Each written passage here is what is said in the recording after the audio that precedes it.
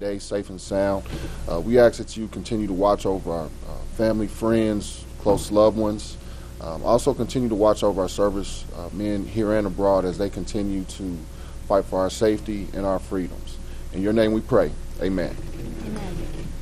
I pledge allegiance to the flag of the United States of America and to the republic for which it stands, one nation, under God, indivisible, with liberty and justice for all.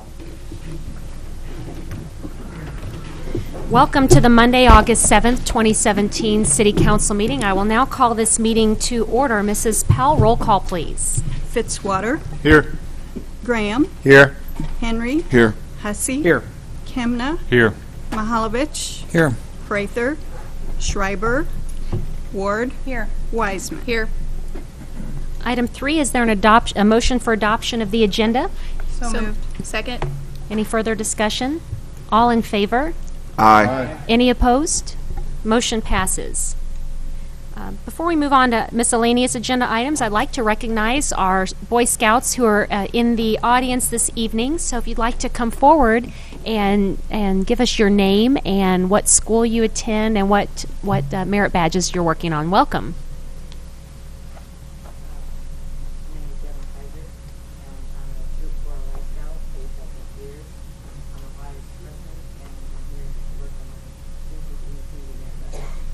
We're very happy to have you here tonight. And I know earlier today, Devin called me and we went over some questions about infrastructure and funding and how things are funded. So I appreciate you asking the questions, and we're really glad to have you here tonight. Welcome. Thank you. Item 4, miscellaneous agenda items. We have the presentation of the Purple Heart signs by Jeremy Amick and Purple Heart veterans. So, Mr. Amick, you're welcome to come forward, and I also have a proclamation that I'll read, but if you would like to share a little bit about the Purple Heart. Yes, Mayor, members of the council, thank you for having us here this evening. Just to kind of give a little bit of background, last several months I've been working on a book about Missouri monuments and memorials, specifically those that are related to our military history. And in traveling throughout the state of Missouri, especially in southern Missouri, I've noticed a lot of the Purple Heart city signs. So I did a lot of research, and I discovered that Jefferson City became a Purple Heart city in 2013. However, we never received the signs. And I spoke with the mayor, and she kindly reaffirmed the city's support for 2017, again affirming the city to be a Purple Heart city. Now we have worked with the Jefferson City Veterans Council, who has agreed to purchase 5 Purple Heart City signs for Jefferson City to cover the major entrances into the city. And tonight I'd like to have some of our veterans, and some of these are Purple Heart veterans, come up to present 2 of these signs to the city. The gentleman in white is Mike Chick. He was in the Army and wounded in Vietnam. Behind him is Dick Woods, who was also in the Army and wounded in Vietnam. Also like to have Don Hinches come up too. Don is the president of the Veterans Council. He was also wounded in Vietnam and received the Purple Heart. And Ralph Calberlow, who certainly deserves a Purple Heart, served with the U.S. Army Air Forces and the Army Air Corps, was held as a prisoner of war during World War II. I'd also like to recognize and have Tom Ward and Phil Califf come forward, because they are very active with the Veterans Council and the VFW and have helped make sure that these signs could be purchased to be placed at the entrance to the city. General Hank Stratman as well, if he wouldn't mind come forward. He's very active in Veterans Affairs and been very supportive of everything we've done to honor our local veterans. Chuck Lawmeyer, a good friend of mine, also a U.S. Army veteran, is here tonight. And if I miss anybody, I apologize. But we'd be happy, Mayor, if we could hear the proclamation, especially I'm sure these Purple Heart veterans would greatly appreciate it. Well, we are honored to have all of you here tonight at City Hall, and very honored also to have the designation as a Purple Heart City. So I'll read the proclamation, and then afterwards we'll get a picture together with everybody. So thank you for your service, first of all, to our great country. Thank you. This proclamation states, whereas the City of Jefferson has always supported its military population, and whereas the Purple Heart is the oldest military decoration in present use and was initially created as the badge of military merit by General George Washington in 1782, and whereas the Purple Heart was the first American Service Award or decoration made available to the common soldier and is specifically awarded to members of the United States Armed Forces who have been wounded or paid the ultimate sacrifice in combat with a declared enemy of the United States of America, and whereas the mission of the Military Order of the Purple Heart is to foster an environment of goodwill among the combat wounded veterans and members of their families, promote patriotism, support legislative initiatives, and most importantly, make sure we never forget the sacrifices of our nation's Purple Heart recipients. And whereas the City of Jefferson metropolitan area has a large, highly decorated veteran population, including many Purple Heart recipients, and whereas the City of Jefferson appreciates the sacrifices our Purple Heart recipients have made in defending our freedoms and believe it is important that we acknowledge them for their courage and show them the honor and support they have earned. Therefore, I, Carrie Turgeon, Mayor of the City of Jefferson in the state of Missouri, do hereby proclaim Jefferson City as a Purple Heart City and encourage the citizens of Jefferson City to show their appreciation for the sacrifices made by Purple Heart recipients in defending our freedoms, to acknowledge their courage, and to show them the honor and support they have earned. So first, I want a standing ovation here for you all for your service. Thank you very much to all of you.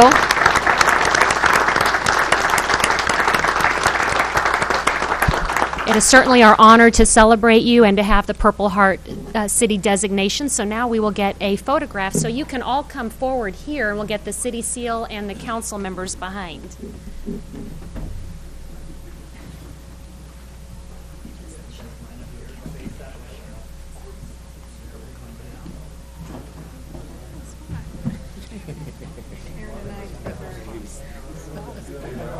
Let's be real.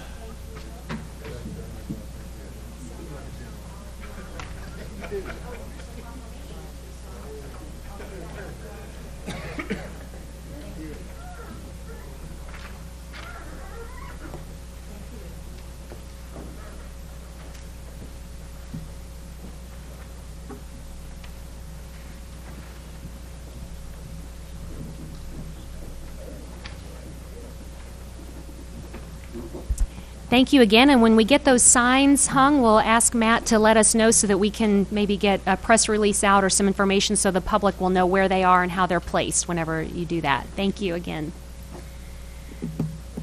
Item 5, public hearings. Item A, CID public hearing.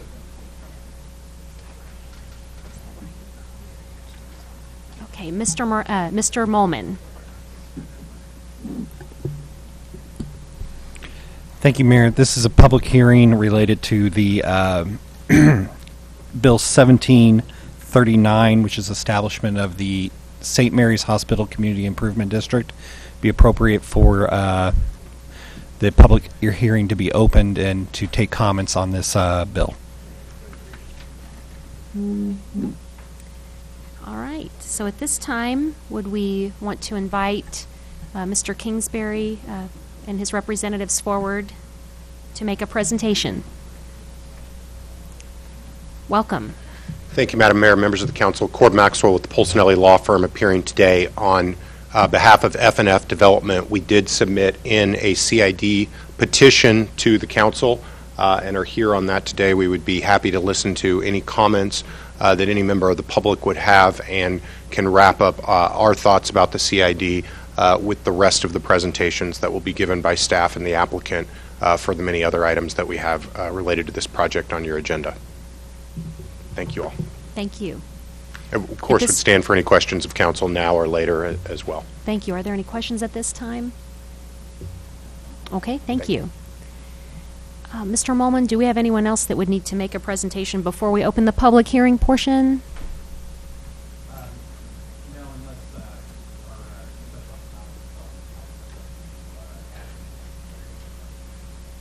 Anything to add at this time? Okay. At this time, why don't we open the public hearing?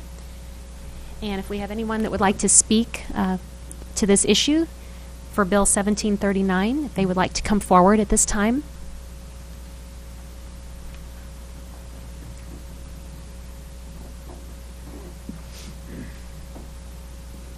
This is Welcome. on the, I'm sorry, I'm having a little trouble hearing.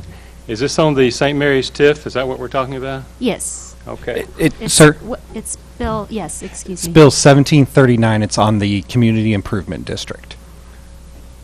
Okay, so this is not about the TIF? The St. The- Mary's the, TIF? the Community Improvement District is a constituent part of the development plan that also includes the TIF, but the public hearing is just on the Community Improvement District. Okay, so we're later going to have a hearing on the TIF section? There won't be a public hearing on the TIF section. It's just a regular bill, so it will be available for comment in a regular due course like any other bill would be. But this is the only public hearing this evening, and it's on the Community Improvement Well, District. will I be allowed to speak at some time Yes, about sir. the TIF? Yes, sir. So When will I that think, be? to clarify, that would be under item 9. Would that be correct, Ryan? Oh, and has he signed that? Okay. Why don't we sign That's correct. it? Okay. Perhaps, So, sorry, I was just going to say, perhaps it might be worth clarifying the CID and the purpose of that quickly, and Sure. then differentiate that from the TIF, which is an item, two action items on later on, maybe just Correct. for the purpose of the hearing. The Community Improvement District relates to a political subdivision proposed to be established within the bounds of the old St. Mary's Hospital site. Its sole function in this plan of development is to impose a 1% sales tax. That 1% sales tax will be used to pay for reimbursable project costs related to development of the St. Mary's site, which includes both private structures and public infrastructure. The petition to establish the CID is within the City Council's packets, and part of the CID is the determination of blight, and so that is attached to the CID. So essentially what we're looking at here is approval and establishment of the Community Improvement District, which would then give them the ability to impose a 1% sales tax to pay for project costs. And that's and that's a sales tax on the area within that district. Yes, it'd be. And the tax increment financing public hearing was held at the TIF Commission. I don't remember the date, but whenever that would have been earlier. That's correct. so Are if you meaning to tell me that there's no being any input before the council on the TIF? There is, and that would be under item 9, under presentations from the gallery on specific bills, so we'll make sure that you can speak Would you to that please? bill. Sure, we'll have you on there. Thank you. So this would be the public hearing for the CID for the Community Improvement District. So is there anyone else this evening that would like to speak on that item? Okay, seeing none, we will close the public hearing portion of the meeting, and we will take up council discussion in Bill 1739. Did you read it already? No. Does she need to, do we take that up now? Does she read the bill now, Mr. Mullman? Let's take it up as a package with the rest of the TIF, Okay. So no need to- TIF and SID items, if that's the pleasure of the So council. after closing the public hearing, any further action at this time, or we'll wait till we get to 1739, correct? Okay, thank you. Item 6, appointments by the mayor. We have appointments to the following boards and commissions on the list. Mrs. Strope. Thank you, Mayor. We have 2 appointments to the Police Personnel Board, Dan Clint and Stacy Backus. We have 1 to Historic Preservation Commission, Nathan Percy. 1 to the Parks and Recreation Commission, Chris Leichel, 1 to the Cultural Arts Commission, Mitchell Woodrum, and 1 to the Plumbing Board of Examiners and Review, and that's Brent Haas. Okay, are there any questions this evening on appointments? Is there a motion to approve the slate of commission appointments? So moved. Second. Any further discussion? All in favor? Aye. Any opposed? Motion passes. And I believe we do have Mr. Dan Clint is in the audience this evening, so thank you for being here and serving. Are there any other appointees here that I missed that are here? Thank you. And then also at the last meeting, we had Mr. Brent Haas here as well, so thank you. Item 7, presentations from staff, consultants, and invited guests. Item A is kind of been a recurring item on our agenda, regarding the eclipse. Do we have anyone here this evening from the CVB that would like to speak to that? I know Diane has come and made presentations, so I will announce that if the public would like more information, they can go to www.capitaleclipse.org for all of the activities and information. It's hard to believe that it's 2 weeks away, literally 2 weeks from today on a Monday. So, in fact, we will have our next council meeting will be 2 weeks from today on the big eclipse day. So, as everybody knows, we are in the path of totality, so we will go completely dark during that time. And if everybody has not yet purchased or received their eclipse glasses, you definitely need them. So make sure that you get them. And I know that we do have some competitions who can get the most selfies and pictures with our eclipse glasses. And I think I'm ahead, but we definitely want to make sure that the public is aware and knows that they do need these. The Convention and Visitors Bureau is selling them for $2, so you can get them at their offices or you can purchase them online at capitaleclipse.org. So the city also is participating. I know that we've been very supportive of the eclipse with all the visitors that are coming, and there are countless activities and events in the weekend leading up to that, including events that Saturday night in the downtown area and at the Capitol, and Sunday there's Breakfast with an Astronaut, if it's not yet sold out, where people can actually meet a real astronaut. As we know, NASA will be broadcasting live from the capital city on Monday. We're one of the few cities in the country that they will actually be here. NASA will be here broadcasting live. So check out the website for more information. Make sure you have your glasses, and we'll be prepared to go dark on the 21st. And I notice we have a hand up. We don't typically take public comments, but did you want to?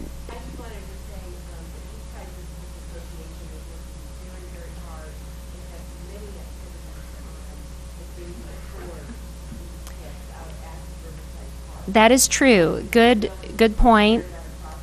Yes, Eastside Association is having a total eclipse of the park event, so definitely check that out online as well. They're working hard for all kinds of different events in town, and appreciate the Eastside and all the volunteers. I know CVB is still looking for volunteers, so you can contact them at 632-2820 if you're interested in becoming an eclipse volunteer. So we will look forward to that. Next time we meet, we'll have all kinds of stories to share about the eclipse, right? Anything to add on that from council? All right. Item B, Mr. David Grellner will give us a report on the Cemetery Resource Board, presented by Nancy Thompson and Tim Theroff. We always appreciate our volunteers to our boards and commissions. Welcome for our annual report. I brought with me Tim Theroff and Nancy Thompson of our Cemetery Resource Board tonight. They're going to give a brief presentation on the wonderful works they've done this past year at the Jeff City Cemeteries. You have to say when to click. Go. Members of the Cemetery Resources Board, I'd like to introduce you to them. If you will please stand as I call your name and remain standing. I'm Nancy Thompson, Chair. This is Tim Theroff. He's the Vice Chair. Pat Roker, Rebecca Gordon, Jeannie Rutledge, Don Hackman, Beth Bach, and Mark Schreiber is our council liaison. Thank you for your service to the public. Okay. The Cemetery Resources Board, It was founded in 2011. It currently oversees Old City Cemetery, Woodland Cemetery, and Longview Cemetery. We are to assure proper operation and maintenance of the cemeteries, review maintenance contracts, identify resources, and use expertise to enhance the cemetery conditions. Their goals are to preserve and enhance Jefferson City history, improve the cemetery landscaping, restore damaged gravestones and monuments, improve record keeping, improve safety for visitors, and honor Jefferson City's founding families. In that light, we do, to honor the founding families, we had last summer had a walking tour of Woodland Old City Cemetery. This year we had a 4th of July display with biographies of some of the historically prominent people in Jefferson City, and this was on display here in the City Hall for the week prior to the 4th of July, and then we moved the display down to the Governor's Gardens for the 4th of July itself.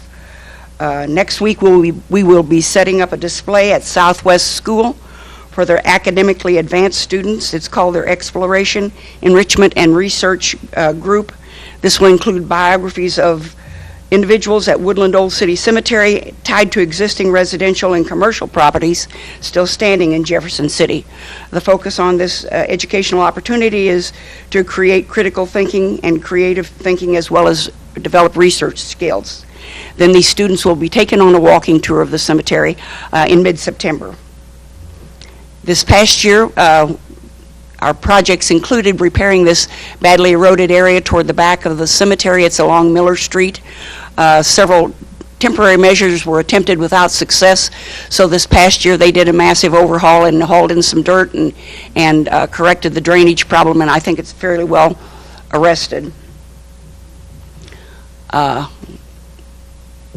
We also installed a new water hydrant in 2016. The old one was balky. You had to kick it to get it to operate, and the only thing came out was rusty water. We don't drink it, but it's helpful to the people who work out there to have fresh water. These are some of the stones that we had restored this past year. Go ahead. And this was another one that we did. One of our big projects this year was to partner with the GIS students at Lincoln University in mapping the Old City portion of the cemetery. It's something that had never been done before. Dr. Samson Tesfaye and his research assistant, John Haslag, brought 7 students over, and in the course of about a month and a half, they laid out the cemetery, put it on a map, and it is now on the city's website. It is a searchable map. The Gone But Not Forgotten Memorial, thanks in part to a generous donation from the law firm of Cook, Vetter, Deeroff, and Landwehr, we were able to engrave 18 additional new names on this Gone But Not Forgotten Memorial. We have also been researching the possibility of adding QR codes to the gravestones. This would enable self-guided tours through all 3 of the cemeteries. We figured out how to do it, we just haven't figured out how to pay for it. We haven't found anything that's really cost-effective and are concerned about any potential damage to the tombstones, so we're proceeding with this cautiously.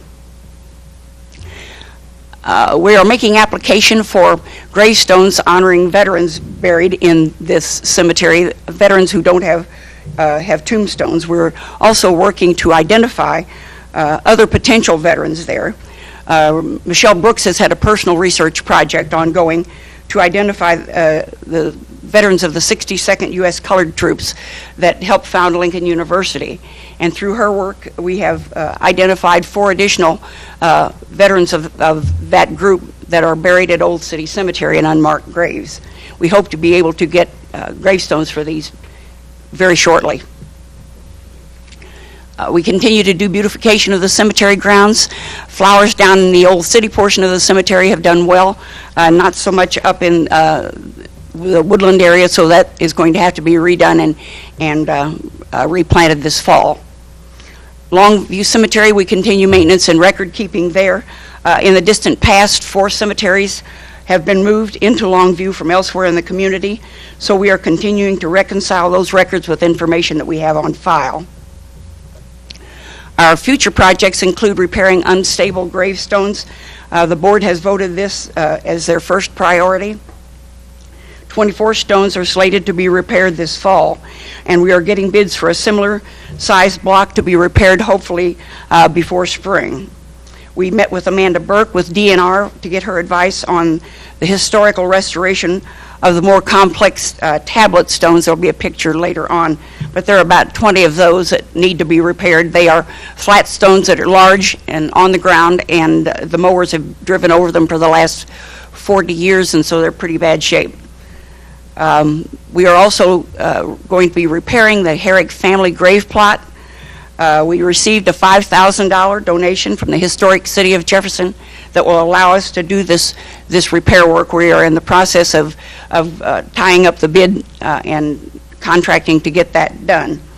We also received a $2,000 donation from the Thomas Lawson Price Foundation, and we're trying to decide how best to spend this money.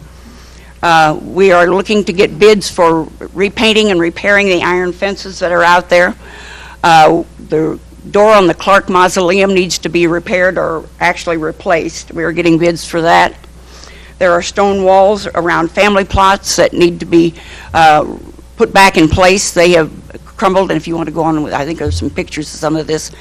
This is the table stones that I was telling you about, tablet stones, and they're quite large, and so we're going to be getting bids on how best to do that.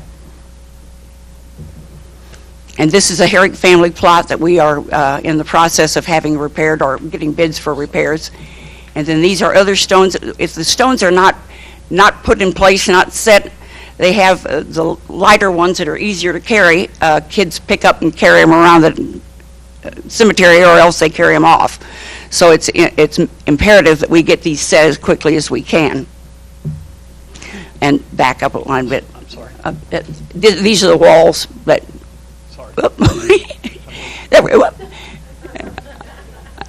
There we go. Now we got it. This is just an example of the walls. Several of the plots toward the back of the cemetery, the ground is very shallow back there and rocky, and so families built rock walls to surround their burial plots and fill them with dirt and did the burials there. Over time, these walls have crumbled and fallen, and some of the rock has been thrown into the woods behind, and some is just in place as this is. But we feel that after getting these bids on the work that we need to have done out there, we'll get a better handle on what it's going to actually cost us to stabilize and restore these two cemeteries. Are there any questions?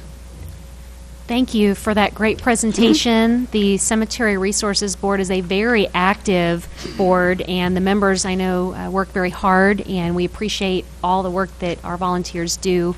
And I know Councilman Schreiber could not be here tonight, but definitely would want to convey his support for this. And I think it's great to see all the projects and the before and after and the impact that you're making in the community. And it's also great to see businesses such as you mentioned, Cook Vetter, Deerhoff, and Landwehr that has also contributed, and seeing some of the other upcoming projects. Maybe some of the media might want to pick some of that up and do a story where other businesses that may have interest would also come out and support, much like they did to support some of these wonderful cemeteries and resources in our community as well. But thank you for all of your work, and I'll ask if council has any questions. Councilman Hussey? Just a couple questions. The law firm that they did the names of remembrance or whatever, and you said they paid for 18. Are there more names that need to be engraved on? About 350. Okay. And what's the cost of usually doing a name? I'm sure you pay per letter or something like that. We have one person that is able to do that, and he has just raised his price $60 per name. Per name. To engrave them. And if we do have any, if we should proceed to a certain point, we're going to require more stones to put them on. Yeah. So. And then my second one was about the 4 soldiers from I think you said the 62nd Regiment. Have you determined their grave sites yet and made progress to order gravestones, or is that still? We have not proceeded with that. Okay. And that is still a work in progress. We don't know where they're buried. If you've been out to that cemetery, that whole end of the cemetery is like an open field. But we have set aside an area that where a very large, very old tree was taken down, so we're reasonably comfortable that no one is buried there. And so we would propose that these veteran stones be mounted in a memorial fashion on one single lot. Okay. And with that, such a strong tie to Lincoln, I would certainly think that'd be a great idea. And maybe we can pull some strings over at Lincoln University to. Well, we feel strongly about that. To assist with that. we are hoping maybe that we can get them to take an interest in that, because it's a very important part of their history. Yeah. And appreciate the work that Michelle Brooks has done in helping us in researching this. It's a project that's important to her as well. So yeah, it's an important part of all of our history. It is. So, it is. Thank you for your service. Thank you. Too. Thank you. Any further comments, questions? All right. Thank you for your service. Thank you. Appreciate helping our city with that commission. Item 8, announcements by mayor, council, and staff. We have 4 committees, and their calendars and agendas are listed at jeffersoncitymo.gov. Are there any committee reports this evening? Councilman Mihaljevic? The budget committee meetings will continue this Thursday at 5:30 in this room, and then the following Monday as well.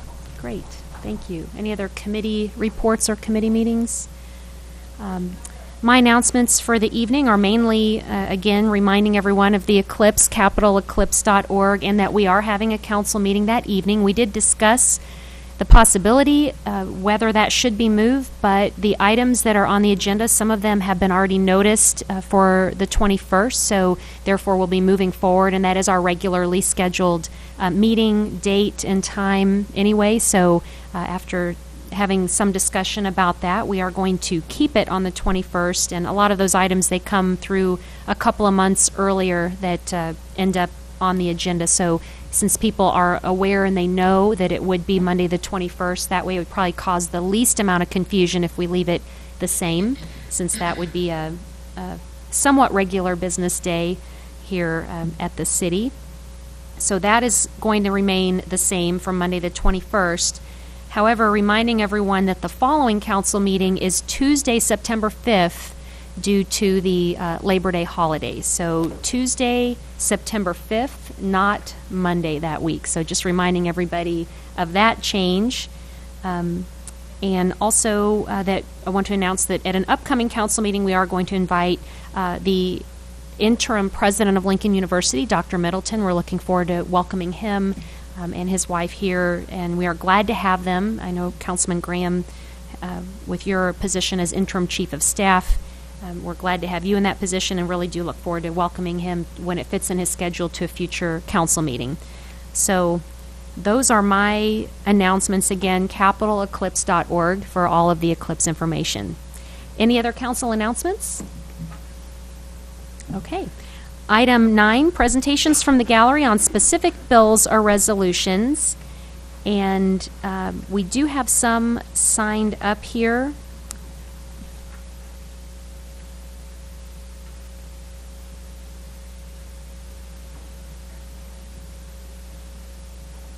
So why don't we take up, we have so far 2 signed up. We have Mr. Ken Thanen. Welcome. If you'd like to come forward to speak on specific bills or resolutions this evening, and that is limited to 5 minutes. Welcome. Thank you, Major Turgeon and council people. I really appreciate the opportunity to come up here and speak to you. I want to speak basically to the fire sprinklers for anything 3 units or more. I had attended a number of the meetings. Basically, I was told that their concern was really not to be concerned about the economic or the growth of aspect. They were just looking at the codes themselves, and so they really didn't consider that. So I hope that I ask that that you all be open to considering the broader spectrum of what I see some of the issues are with this code. The first thing I'd like to point out is the financial impact on single family or on these units. One of the things is that if you look at this, if this was passed in 2016, it would have had 0 impact, because if you look at the building permits of units that were being built in 2016, there was only 1 building permit for that type of unit, and it was for actually 52 units. Now, in the apartment business, this unit is considered a non-market rate product. And so, in essence, it's government funded, and in those situations, government is already requiring there to be sprinkler systems in there because they're getting money from federal government. So basically, in 2016, there was no market rate rent being built. Right now, the main reason for that is because of economic factors. The rent rate here in Jeff City will not support building new units at all, and adding more to it really doesn't help the matter. The second issue is as a realtor that, recently I know that the city's worked with the realtors to have a fair housing class. Well, to me, this is kind of one of the issues. One of the main ways they talk about to avoid discrimination is treating everybody the same. Well, when you come in and say, okay, anybody who's going to live in 3 units or more, you're pretty much hitting a demographic that is younger people or lower income people, a lot of times medium income people that are working class people for market rate rent. And so you're saying, okay, these people have to spend an extra $25 a month rent or their costs, where single family and duplex owners do not have to pay that. And so basically, if it's sprinklers are good for one, it would really be good for across the board to avoid that discrimination. One of the things I think that there's one of the reasons I bring the discrimination issue up is if you look at some of the signs that the city, consequences of the city kind of discriminating against multifamily, if you look through zoning, there's very little. What happens is anything over 3 units can only be built in an RA1 or RA2, and there's very little undeveloped land for projects like that in the first place. But if you look at the demographics, Jeff City's demographics from the ages of 14 to 34, we really drop way down. Well, I think a lot of it is because there's not housing here for them. I've had people come up to me and tell me, I come to work here and I decided to rent an apartment in Columbia because I couldn't find an apartment down here. And that's one thing. If you look at the unemployment rate, our unemployment rate is 3%. We don't have a big workforce here, but we also don't have a lot of housing here. There's not, because if you go back and look, there has not been any new apartment complexes built in this city since the 1980s, and except for Cherry Creek, and it started out as a condo, went bankrupt, and wound up as an apartment complex. But there has really not been any new apartment complex being built since 1980.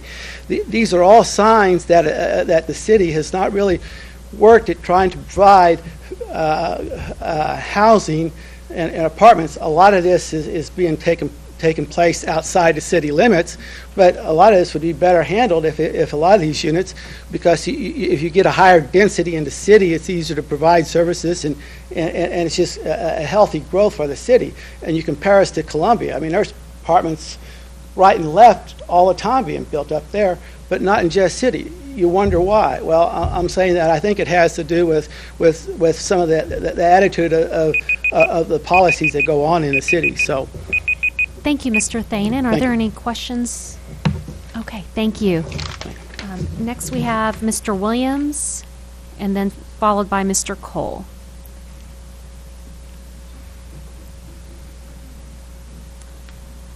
Mr. Williams, regarding 2017-37. I apologize for my misstep. This is the time to speak about the St. Mary's TIF. It is? That is correct. Okay, well, I want to congratulate the council on planning for the future. Unfortunately, you're planning for 1968 and not the 21st century. If you're going to look at retail in the next few years, say 10, 20 years, the information I gave you will give some idea, and it's not with shopping centers of any kind. It's with companies like Amazon, Jet.com, Walmart.com, all the others. Virtually all the chain stores around here have a .com, and that's where people are more and more buying. You have a study. It's of course bogus, like all the studies around here. The Farmer Brothers gave somebody some numbers, and they regurgitated them. And of course, the Farmer Brothers get the benefit of any doubt. No mention ever made of the internet or its influence. There's a plan. The only way this plan can work is if citizens give $6 million to it. Well, maybe it's the wrong plan. Maybe they need to change the plan. If you're building a house for $500,000 and you find out that you don't have $500,000, you're probably going to cut it back and make it more reasonable. No more bricks and mortar stores are needed. No mention is made of the Farmer Brothers bricks and sand and gravel and asphalt that they're going to use in that building, and they're going to sell it to themselves, probably at least at cost, at market cost, market value, I guess I should say, and maybe even more than that. You're going to say, don't shop there.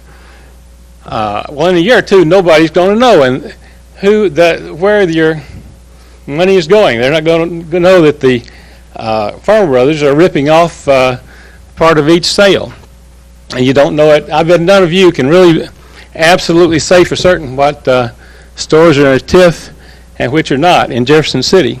Steve Korsmeyer's experience at Pier 1 demonstrates that, and I hope you're all familiar with that. Why don't you let citizens vote? Well, the answer to that is it'd be defeated right out of the box. This is just a continuation of the transformation tax, which lost by 20%, and so you're not going to let us do that, or let the citizens do that. They're not; these are not people that can be counted on to do the right thing. I'm afraid you're not either. As if you didn't know, here's what's going to happen. None of you are going to ask me any questions. None of you are going to have any comments. You're not going to disagree with anything I've written there. None of you will give any reasons why citizens should give millions of dollars to the Farmer Brothers. That was the case with the TIF Commission. I was there.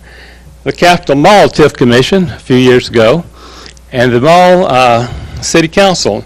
The only comment was Bob Scribner's, which was about as firm as cotton candy, meant nothing. You're lowering the bar from tax and spend that your Republicans have been moaning and groaning about for years to tax and give away. Or maybe I should say steal and give away. Everyone here will vote yes, give no explanation, stand up and walk out.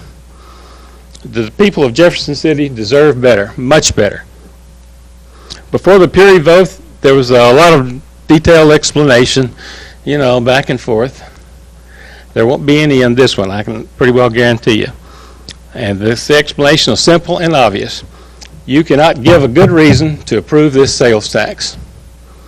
That building has been there for over 100 years, looks substantially the same, and if nothing's done, it will probably look substantially the same. There are a lot of empty buildings in Jefferson City, not besides that one.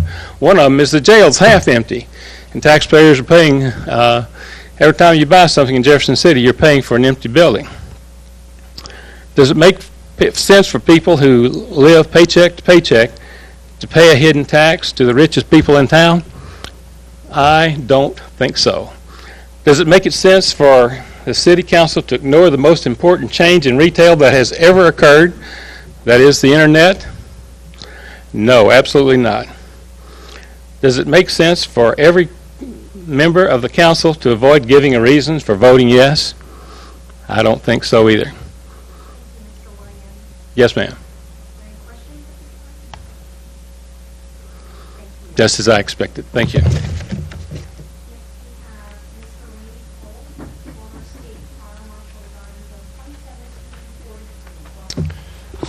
Thank you. Good evening, Madam Mayor and members of the council.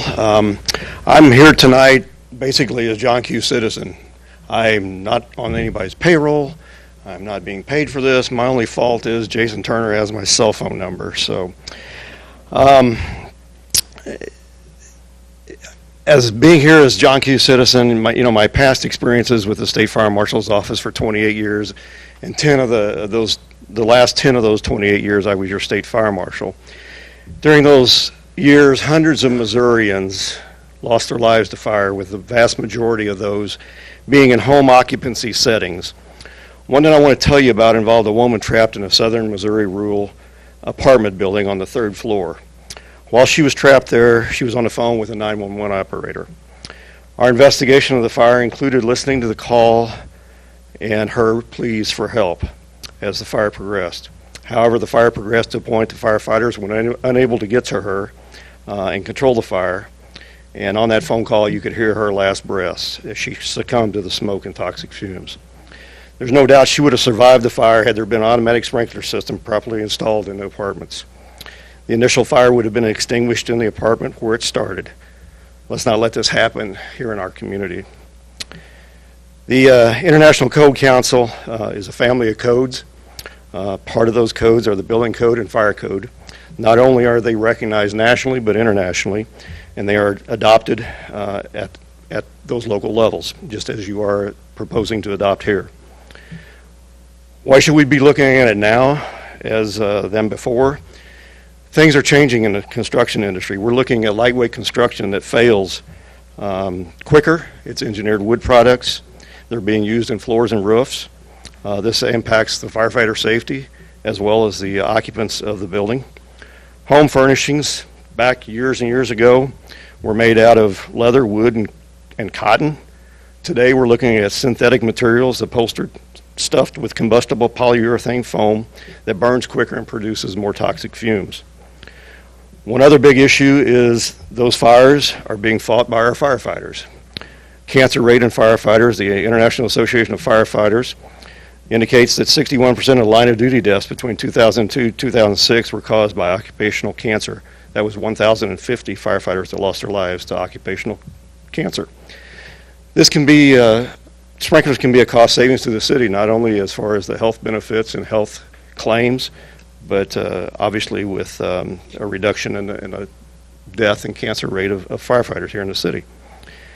The risk of dying in home fire settings decreases by about 80% if sprinklers are in place. Sprinklers also reduce the direct property damage of about 70%. Water usage is another issue. Sprinklers use approximately 10 times less water than the fire department. Again, potential savings for the city. Sprinklers activate by temperature rise and will activate in the room of fire origin, and 85% of the time that one sprinkler head will extinguish the fire. Insurance companies also offer discounts and premiums for structures that are covered by fire sprinklers. Just think how safer our community would be if this had been approved and adopted 5 years ago. So let's not be saying 5 years from now, let's look at adopting sprinkler requirements for these types of structures.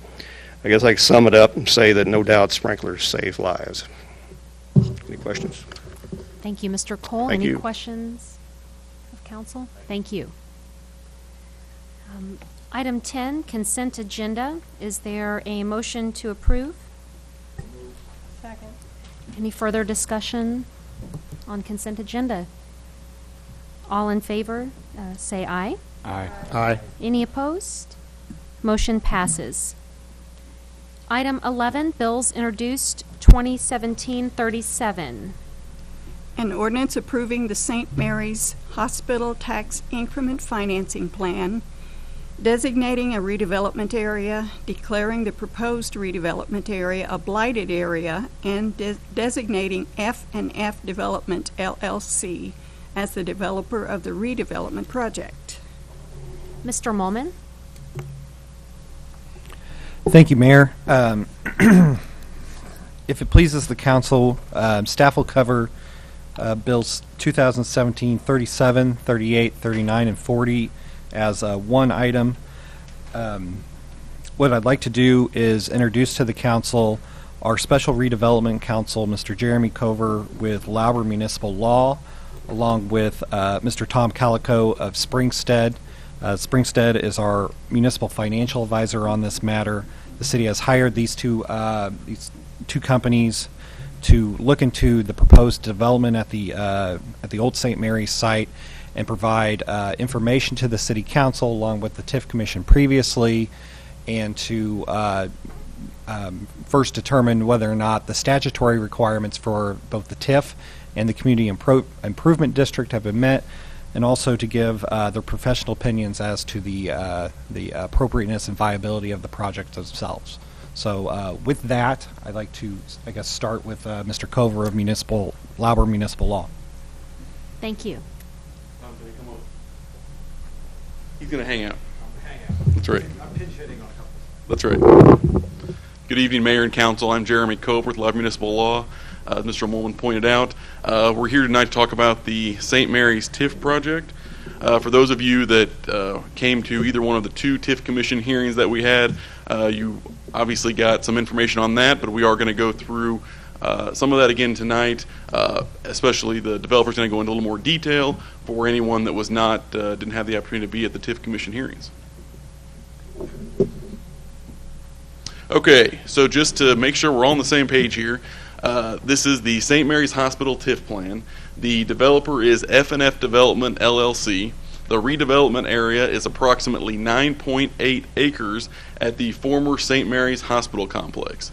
What's different about this project than some other TIF projects is essentially we have two projects within one, and you're going to have one or the other. So either the Lincoln project or the commercial project, and we're going to go through the differences between the two. But spoiler alert: the Lincoln involves Lincoln University, and the commercial project does not.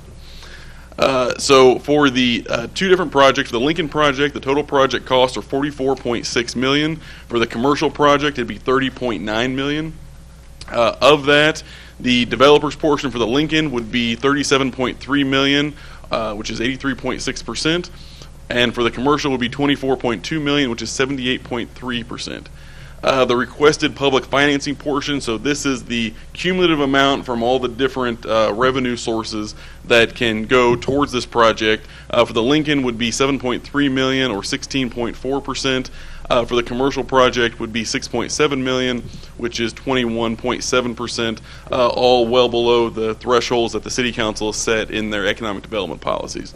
The projected completion date currently is 2020, but that is subject to change depending on which project is actually selected.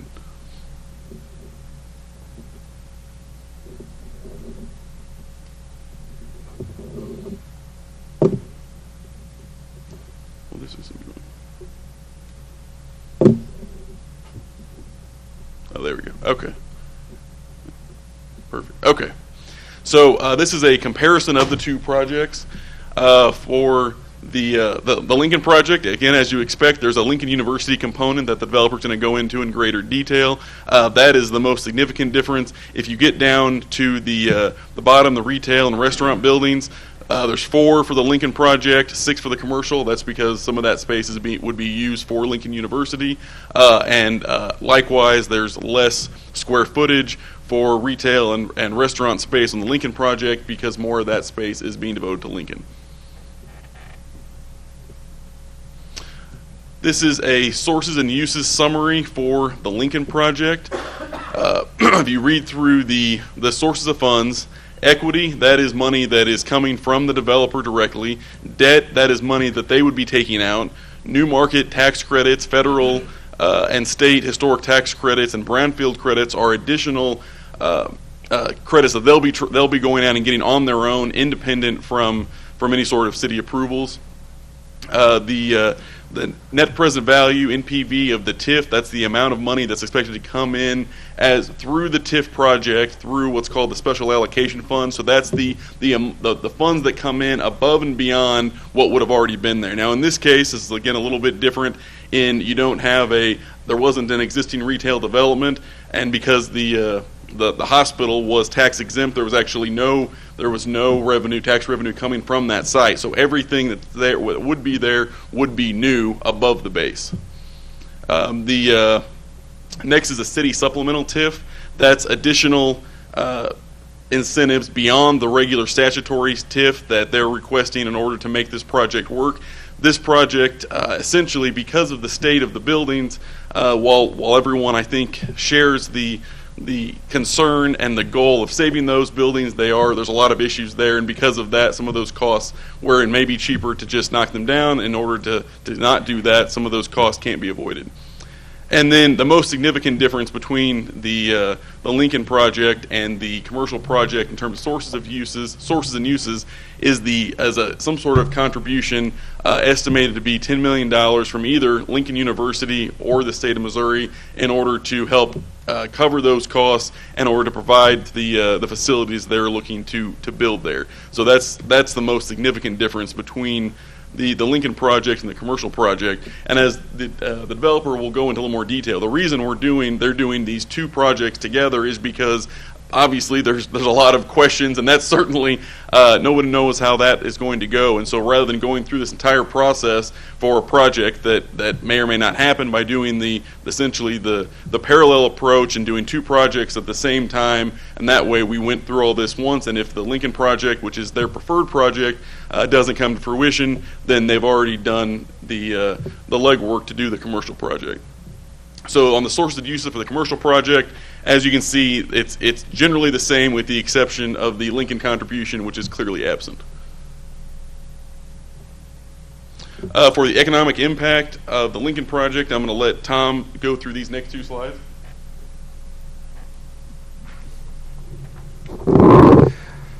So these slides come directly from the plan. What they're designed to show is the benefit to the various taxing entities resulting from the construction of the project, or in this case the two alternative projects. It's important to recognize that this is a benefits analysis. It is not a cost benefits analysis, so this just shows the benefit, the tax benefit to the various taxing entities. Doesn't take into account any spin-off benefits, spending from visitors outside of the district, that kind of thing. Strictly just taxes generated. The other thing to recognize is that the way that it was prepared by the applicant in the plan, it's a 30-year analysis. And remember, the TIF is 23 years. So what this shows is the 23 years in which the taxes are being paid and then redirected to pay the reimbursable project costs, and then 7 years beyond that when the taxes are no longer being redirected, so the various taxing entities would receive the full amount. So that makes the number larger. It's important to recognize that. So you can see the first slide is for the Lincoln project. Down at the bottom you get the total. So the net present value benefit is about $8.7 million. And then in the table you'll see the benefit to each of the respective taxing entities. This is the same format, this time for the commercial project. Everything I said about the prior slide applies here. Only in this case, the net present value benefit is about $11.3 million. Thank you, Tom. Okay, one of the main points that we go through with the TIF Commission is the required findings that have to be met in order to approve a TIF project. And this is gone in through more detail when we go through the TIF Commission process, because essentially the point of the TIF Commission is to vet this. It's the Jefferson City TIF Commission. The point is to vet this project for the City Council. So of the first required findings, one of them is that the redevelopment area is a blighted area. Included in your packet is a blight analysis that was commissioned by an independent consultant to go through and look at the statutory definitions for blight and make sure that the property at issue does meet the required findings for blight based on the statute. And if you want to read through that lengthy report, you'll find that it was concluded that, in fact, it does meet the statutory requirements for blight. The second, the redevelopment plan conforms to the comprehensive plan for the development of the city as a whole. This was vetted at the city level, and we've confirmed as expected that this plan does conform with the city's comprehensive plan. Number three, the estimated dates are not more than 23 years from the adoption of the ordinance approving a redevelopment project. So the longest amount of time that TIF capture can last is 23 years. That's based on statute. In this case, there's actually only one project. With some TIF projects, you'll have multiple projects within the greater project. And you can delay activating TIF on those projects, and so you can actually, up to another 10 years from the initial approval, you can extend that out. In this, with this project, the developer has put it all into one TIF project. So there will be one TIF activation at some point, and that one TIF activation will only last for 23 years. There's not going to be a number of other TIF projects activated later on that would stretch it out. So this one definitely meets the required findings. There we go. Oops.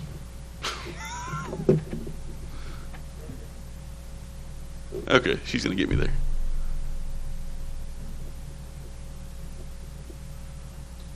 Okay, for the second set of findings, a plan has been developed for relocation assistance for businesses and residents. This is a statutory requirement regardless of the fact that there are no businesses or residences there. With that in mind, the TIF plan does include such a plan.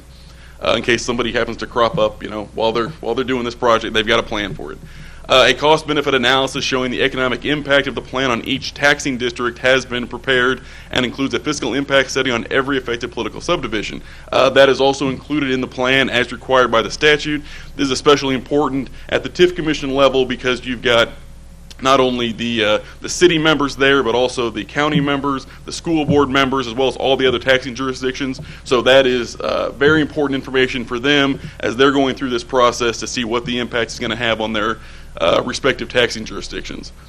And finally, the TIF plan does not include the initial development or development of any gambling establishment. That isn't included here, so that meets that requirement. Any questions on the TIF plan generally before I move into a few other slides? And I would point out that in this case, the ordinance to approve the TIF plan only requires a simple majority because it did receive a unanimous vote at the TIF Commission level. So because of that, there's not any sort of extra process or supermajority required. Again, because it was unanimous at the TIF Commission. Of the other bills that are in that Mr. Mullen referenced, the next one is the TIF contract. So the TIF contract is the agreement between the city and the developer for implementation of the TIF plan. It's somewhere around 16 pages. I'm not going to go through all of it, but just a couple of highlights. One, it confirms the limits on the reimbursable project costs that I referenced previously. So that caps those out both on a dollar level and a percentage level, so that even if the project was to come in at less than what they thought, then they wouldn't still be able to get that same reimbursement. So that it's tied so that we know exactly what the maximum amounts are regardless. Another thing I'd point out is that for administrative costs and expenses, the city's entitled to a fixed fee that starts at $10,000 per year and increases at 3% annually up to $15,000 per year. Those funds are paid out of the special allocation fund, so funds that come in from the project. And the point of that is that there are additional costs for the city that go into administering this, tracking this, especially for the finance department. And so the idea is that the city shouldn't be subsidizing that. Those revenues from the project will offset those costs. And we've estimated that based on where the other project the city has done, we think that's a fair amount. Also on your agenda this evening, which is the public hearing we had earlier, was the CID petition. So the CID is a component of the overall project. On that sources and uses page that I was on earlier, one of those included revenue from the CID. It's contemplated that the CID, once it's formed and the board of directors is approved, would impose a 1% sales tax within that area. So that is, again, just one component of the overall project. CID is, as Mr. Mullen pointed out, a special taxing district. It is a political subdivision, and because of that, there are certain requirements reporting requirements that go along with that, and those will be taken care of by the CID, not the city. The St. Mary's CID Board of Directors will again impose a 1% tax. 50% of that revenue will be captured by the TIF, because again, this is all new revenue. So 50% will be captured by the TIF and go into the special allocation fund. The other 50% goes to the CID to be used on other CID eligible expenses. So essentially, all of the money from the 1% goes back into the project, but half of it goes through the TIF for those certain eligible expenses. The other half goes back to the CID. There are things within that are not going to be in the TIF plan that are going to be used for the operation of the property, and those funds can go towards that. And then last is the CID cooperative agreement.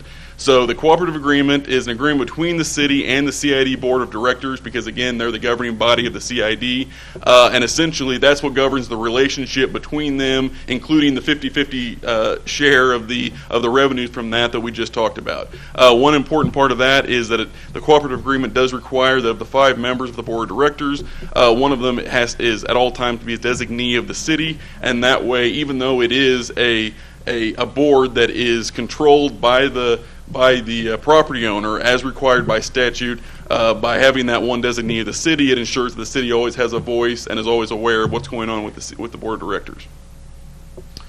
Any questions on any of that before I turn it over to Mr. Calico?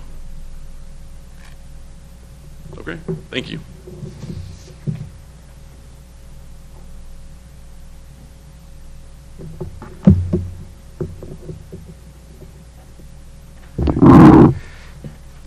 Well, as was mentioned in our introduction, Springstead was engaged by the city to do various analysis associated with this TIF. One of them was what's called the but-for determination. You might recall when Jeremy mentioned the various findings that you had to make, one of the findings is that the project would not happen but for the assistance. And so our job was to take an independent look at that.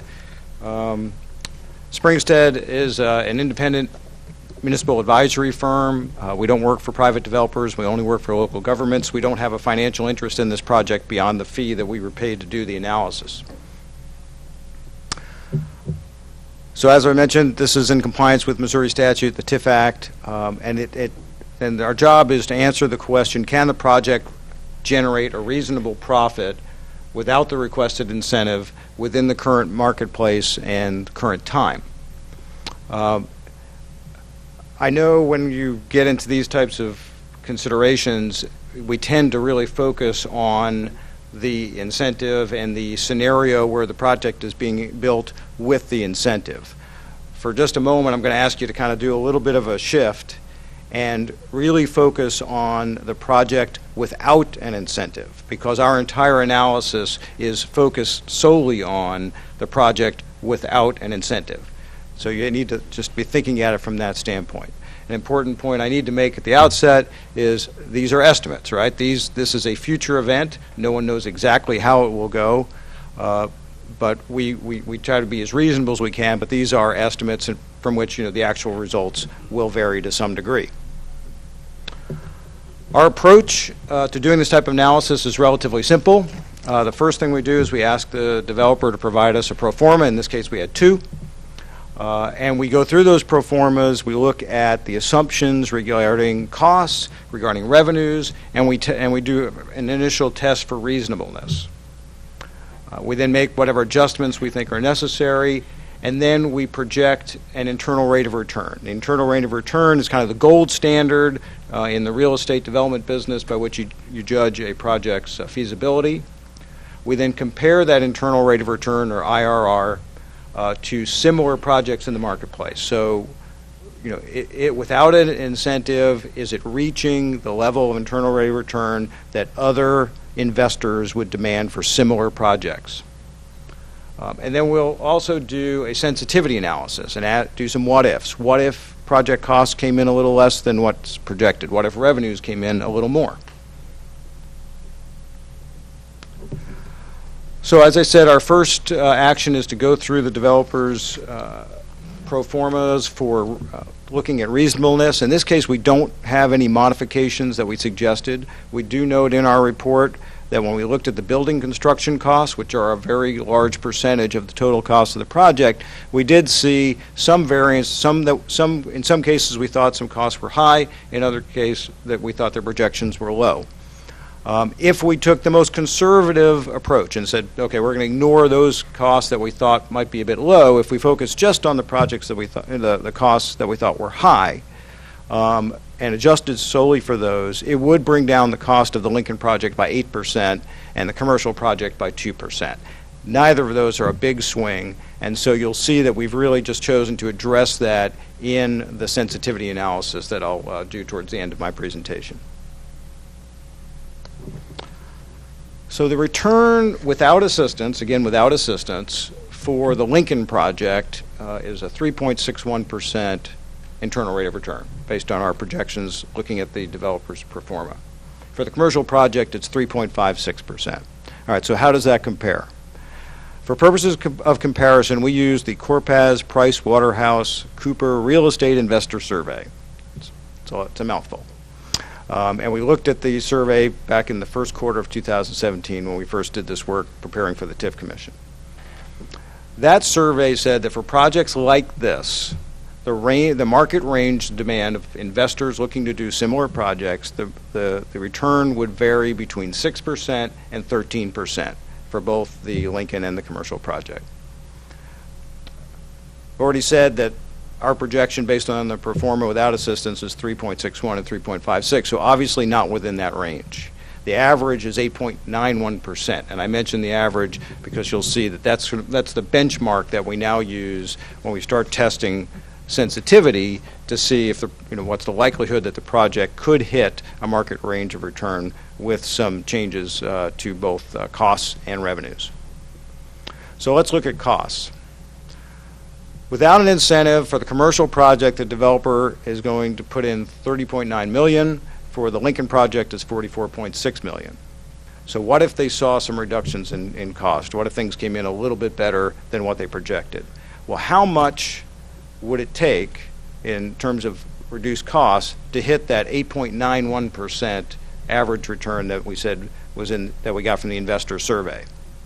Well, for the Lincoln project, it would be 21%. For the commercial project, it's 26%. We don't see those types of reductions to be very likely. Turning to the revenue side of the ledger, the developer is going to see income from leases. They vary a little bit based on the type of project. Obviously, we only have the higher education lease in the Lincoln project, but the office, the developer is projecting $13 to $15 per square foot leases. For the pad buildings, $20 to $25, and for the higher education, $350. We've looked at that. We think those are reasonable based on the current market, but again, testing the sensitivity, how much would they have to see an increased revenue to hit that market rate of return? For the Lincoln project, it's a 45% increase. For the commercial project, it's 46%. Again, that's a variance that we don't consider likely. Just putting it together then, what would they have to see in terms of a combination of cost reductions and revenue increases? It's 14% for Lincoln and 17% for commercial. So our conclusion, based on our analysis, the blight study that was prepared by Valbridge and an affidavit signed by the applicant, is that the project would not likely happen without assistance within the current market. Be happy to respond to any questions. Thank you. Any questions of council? Thank you. Thank you.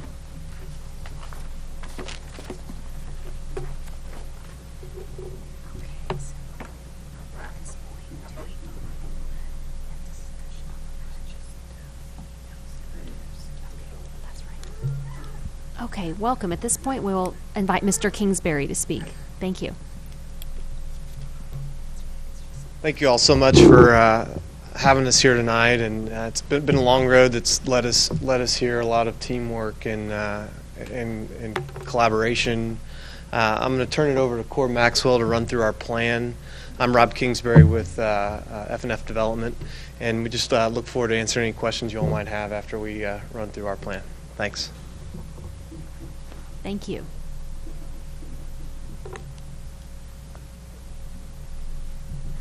Welcome. Thanks again, Madam Mayor, members of the council. Corb Maxwell with the Pulcinelli firm, appearing today on behalf of FNF Development. And first want to state that the staff has done an excellent job helping us get to this point. As many know, we have been working on this for a very long time, and we have appreciated a good collaboration with the staff in working through all of these points in the TIF Commission and the school districts and others. And so it is with a great sense of pride that we come here today with the unanimous recommendation of the TIF Commission before this commission and the recommendation of staff. And we think we do that not because of the great project, which we do believe it is a great project, but just how critical this asset is to this community.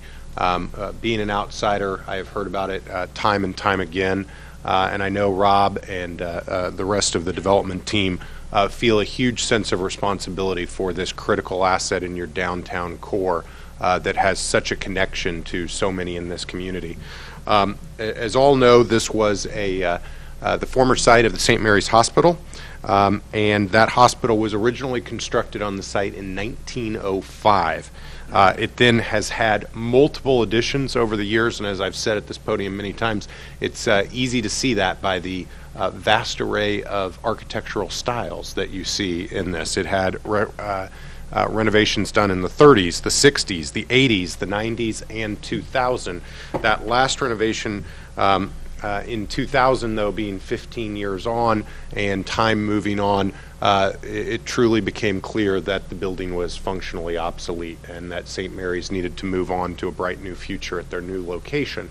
And since that time, the Farmer family has been working hard through FNF Development to bring forward a redevelopment plan that all of this community can be proud of. And we do think this is a great site. It's great real estate in a great city, but it has a lot of challenges. It has the historic preservation elements that need to be looked at, given that we have over 100-year structure. We have significant demolition and substantial environmental remediation that has to happen with this property. And at the end of the day, we believe that a development can occur here and a redevelopment can occur that all can be proud of, but unfortunately this incentive that we're talking about and that we're speaking of and asking the council for, and that we're also asking Missouri state government for and others to participate in, all of this is necessary because we believe to have a successful redevelopment of this site, we have to offer very attractive economics to end users. While we believe it's a great site, while it's a core component of your downtown community, to be able to have users come to this site and populate it, we think we have to give a very, very, very substantial economic benefit to make that happen. And that's why we asked the TIF Commission, and we asked this council, and we're asking state government, and we're asking the federal government and anybody else to come and partner with us as developers to be able to put this investment in to make this property happen. And we believe with the vote of this council, we'll be able to move that forward. So the project cannot move forward without this requested incentive. And we really believe this is the first domino that needs to fall. As we have talked about, and I show on this scope and the staff's presentation showed of our capital stack, we are asking all levels to participate in this. The Farmer family, FNF Development, is putting in substantial private debt and equity. But beyond that, we need the TIF, the CID. We're asking the state for historic tax credits. We're asking for brownfield tax credits.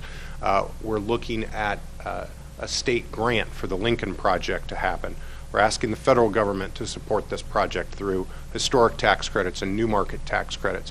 All of these things have to come together to be able to execute this plan. And we feel very confident those things can come together, but the key component of that is working with the city mayor to be able to get this TIF and this CID in place so we can run that process and get it done. One of the good things that we have seen, and we knew as we put this together, and the staff agreed, and your outside consultants agreed, as you just heard from Mr. Calico, is that we passed the but-for test. This project cannot happen without these public incentives. We'll go through the numbers a little bit more later, but it is the key component of this vote by this council to be able to move this forward, and we would ask for that. But for that investment that you'd make in this project, we think you check off many, many goals of the city. We create a economically productive asset that is currently underutilized. A long-term asset, something that will be in this community for decades and decades and will ultimately produce significant tax revenues for all of the taxing jurisdictions, the city, the county, and beyond. And the spin-off economic benefits that will come to the rest of downtown and the Capitol complex and beyond, we think are significant. Having that increased commerce, synergies with your other assets in your downtown area, and an increased employment profile. So we would ask this council to consider all of those things as they make their vote. This chart very much mirrors what the staff showed you, but as all said, this is slightly different than most TIF projects. Most TIF projects, when you bring them forward, there is one clear course. We're going to do this project. Unfortunately, in this case, that's not possible because, as I've said here at this podium during the TIF Commission and said before, we don't control 100% our destiny. We are asking you for the next step to be able to move this forward, but with one of the projects, the Lincoln project, which is the preferred project of the developer, beyond the actions that are necessary by the council, beyond the actions that are necessary by the developer, there is a huge sort of bogey in the pro forma that a very significant grant would be necessary from the state of Missouri. And while we will work on that and continue to work on that, I think as many have seen, that could be tough under some current things that are going on in the state right now, and so all of us have to be aware of that, acknowledge that, understand that, and so we thought it was only prudent when we started this process almost a year ago that we would be ready and propose for two different projects. So again, our favored project, the project that we would like to do because we think it is the best for this community and the best for our site, is the Lincoln project. But given that that is in part out of our hands, we also proposed the commercial project. Now, the significant difference of the projects is the Lincoln project includes the redevelopment of the existing building, and it's really this middle building. Having a little trouble with the mouse, but I think everybody can see the large piece in the middle that says Lincoln. Would be the redevelopment of that 135,000 square foot building in the center to be a satellite campus for Lincoln University. The other components of the project are the historic redevelopment of the original St. Mary's Hospital for office and commercial at approximately 75,000 square feet, the refurbishing of the current medical office building at about 37,000 square feet, and then we would have 4 pads under this plan that could be used for restaurant and service retail of approximately 21,000 square feet. This project is just shy of $45 million, and as I said before, this is our preferred plan. The reason is we think it brings a very unique feature to the Capitol and downtown area. It brings an influx of students. It drives our office and commercial area. It would drive our retail area, and it becomes a true mixed-use project in the heart of the city. We believe that's an undeniably good thing. But as I've said, despite all of our wishes, nobody in this room controls the fate of alone can that project happen. And so because of that, we have also proposed our commercial project. It is essentially the same plan. You still have the 75,000 square foot redevelopment of the St. Mary's Hospital building, the 37,000 square foot medical office building, but instead of the Lincoln University site in the middle, that is surgically demolished and dropped, and instead of 4 pads, we now have 6 commercial pads. Our cost, because we do not have that expensive renovation and environmental remediation of that 135,000 square foot building, they move down a little bit. It's only about $31 million for this project. We still think this is an excellent project and something this community can be proud of and the developer can be proud of, and creates a significant and vital redevelopment in the center of your city and something we can all be proud of. It's just that I think if all of us had our choice, we would pick the Lincoln project first. And so what do the numbers look like? This is sort of echoing a lot of the things that you saw in your staff report. I would say, because I said this at the TIF Commission and some people asked questions about it, these numbers are slightly different than what Mr. Calico presented, and I actually think that's a good thing. The reason is we look at it one way and created our numbers, and they independently go and study and review the numbers themselves. So the numbers are slightly different between the developer's calculations and Springstead's calculations, but the themes are all generally the exact same. And that theme is we're asking for approximately $7.3 million of reimbursable costs on the Lincoln project on a $44.6 million project, i.e. 16.48% of the cost. And on the commercial project, we're asking for 6.6 on a $30 million or 21% of the cost. Now, as all of us know, and as the staff did an excellent job of presenting, the question that is before this council is, but for this development, but for this incentive, could we end up building it? Could we end up doing it? And because of that, is it then fair to grant these public dollars to the project? And we believe absolutely 100% we hit that but-for test. The reason is we calculate that the return without these incentives are either negative or incalculable. That's, again, slightly different than what the staff looked at, but the difference really, and Mr. Calico can correct me, is that they looked at all of the other incentives come into place but for the TIF and the CID, and we were saying if you don't get the TIF or the CID, you don't have a project and you don't get the rest of them. So that's why ours were incalculable. Either way, the but-for test is passed. The staff looked at about a 3% return in either of the scenarios. We're saying an incalculable or a negative. Anybody that's involved in finance and understands or has gotten their own home mortgage lately would know that you're looking at mortgage rates of something around 3 to 4 to 5%. Well, if it's 3 to 4 to 5% that you're paying interest to a bank and you're only returning 3%, you're negative. You can't pay your debt. You can't pay the bank. And if you can't pay the bank, you don't have a project. So in any of these scenarios, whether it's a true negative return on our side or the 3% that was shown by staff, we cannot pass the but-for test. These projects will not get built without TIF or CID. So we believe, and your staff has agreed and your TIF commission has agreed, that we have passed the but-for test and would ask this council's support. We also believe that given these levels of return that we're showing, based on all of the estimates, we are well within the request of reasonable to this commission and would ask that this be moved forward. With that, Madam Mayor, I would just close our presentation and highlight some of the benefits of the request that we have put in front of you. First, all of the revenue streams that we are requesting is on a pay-as-you-go basis.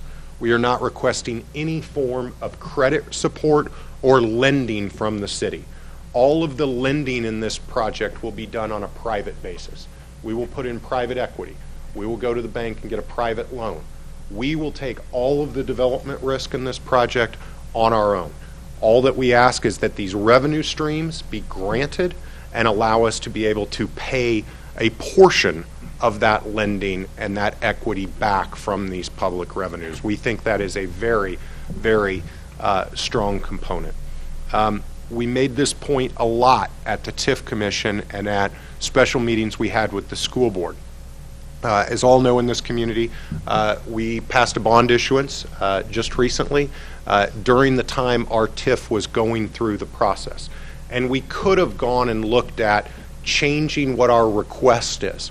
We were only showing that we're making about an 8% return, and I would say to you that an 8% return on a project this difficult this complex with this much development risk, it could stand to have a higher incentive request. But in talking it over with the staff, and most importantly, talking it over with F&F Development, we didn't think that would be appropriate. What we did was we held all of our numbers the exact same, and given that higher mill levy rate of the school district, what it actually does is it will pay off the TIF faster. So all of the revenues will be returned to the taxing jurisdictions quicker. We're projecting that this TIF should pay off in approximately 19 years now because of that. Uncaptured sales tax. Even though we're approving a TIF and we're actually asking the state as well for a supplemental portion of your sales tax, there still is uncaptured portions of sales tax that will be delivered both to the state, the county, and the city. 0.25% on the Lincoln plan, 0.5% on the commercial plan. Another component that we looked at and we think could be very significant in this, there is no personal property tax captured in this TIF. We are looking at a plan that will have significant restaurants, significant office uses. All of those things have personal property taxes associated with them. Those will flow to the taxing jurisdictions and not be captured by the developer. We think that gives an immediate shot in the arm for all of the taxing jurisdictions, even while this TIF is running. And maybe the largest piece for the council to consider and think about, and the numbers get there slightly differently in each one. In Lincoln, we're a little bit lower on the sales tax, higher on the property tax. In the commercial project, we're higher on the sales tax and lower on the property tax, but the numbers end up roughly the same. $1.6 million. In 19 years, when this project is over and closed, we see $1.6 million of taxes coming in annually to all of the taxing jurisdictions out there. We understand that's a long time from now, but we're looking at a core asset. We're looking at something that will be at the very heart of your community for not 10 years, not 15 years, not 20 years, but decades and decades and decades. And we're going to restore it to an appropriate place and glory that will be able to create a long-term asset. We went through this substantially in our presentation, but either of these uses gives a very big shot in the arm. The real estate market is in its 9th year of expansion right now. There are tenants that are out there. There are folks that are interested in this site. You have a quality local developer that can get to these tenants and can bring them in and have them. We would ask that the council move this forward because we believe the time is now. With that, Madam Mayor, we would be happy to stand for any questions that the council may have now or at the end of all of these presentations. But we would ask for your support. We think this is a great project, and we would love to move it forward with the approval of this council. Thank you, Mr. Maxwell, for those comments, and it's very exciting potential redevelopment project for our city, and it's good to see that you have two options that sets it up for a greater chance of success, having those options. And you touched on it briefly too, but I know one comment I probably heard more over the years than anything is what is going to be done with the St. Mary's site. It's truly one of those very unique and special places in the community and the hearts of many people here that have either an emotional tie to it, just with their families, or for whatever reason, it's definitely holds a special place in the community. And so it's good to see something happening, because the longer it sits vacant, the more it would dilapidate and get into worse conditions. So the fact that we have a developer with a good, solid plan, and the fact that it's gone through the TIF commission with success in that vote as well is definitely very positive for the community too. So thank you for your presentation. Thank you, Mayor. And we have first read number 37, Bill 37. Is there any council comments or discussion or questions at this time? Councilman Henry? I'm sorry, Councilman. First off, thanks for being here with us this evening. My first question is there a timetable on when you'll know anything as far as the Lincoln project goes, in figuring out which projects you guys are going to go with? Yeah. So it's a great question, Councilman, and I should have given it the answer to that at the very beginning. So Lincoln has been a great partner in this project. We have sat down and talked with them many, many times with the senior staff of Lincoln. And as we know earlier, that senior staff has turned over a little bit here recently, and we look forward to meeting with the new president shortly. But our plan is we would ask for the support of this council, and then we believe that we owe it then to our partner, who has been with us here since the very beginning, to sit down with them and have a very real, very serious discussion about are all ready to try to take this to the next step and move this on to the legislature. It is our belief and probably statement that there's not just an extra $10 million sitting around in Lincoln's budget tomorrow to be able to make this project work, that we would need to go to the legislature together. But we also understand that Lincoln has a lot of different priorities, or many priorities out there, and that the current status of state funding and the current support for higher education might not be as strong as it once was in some elements. And so we really need to ask Lincoln, do they want to have that, do they want to run that race with us? And so our thought would be that after we know that this component is there, we sit down, we have those discussions, and we figure out between both of us the next steps on that, and then sort of to the next point we would come back, obviously, and bring all of that information to city representatives as well, and be able to then make a choice of the way to move this forward. So I don't know if that directly answers for a timeline, but what we would say is we want to get going faster than anybody on this, and so with your support and with the support of this council in August, we would be having those discussions as soon as September to be able to decide this course and bring it back for all. And then, obviously, I always say that there's always a gamble involved. Ultimately, there's never a prediction on, or we never can really predict how successful it's going to be until see what the success is all.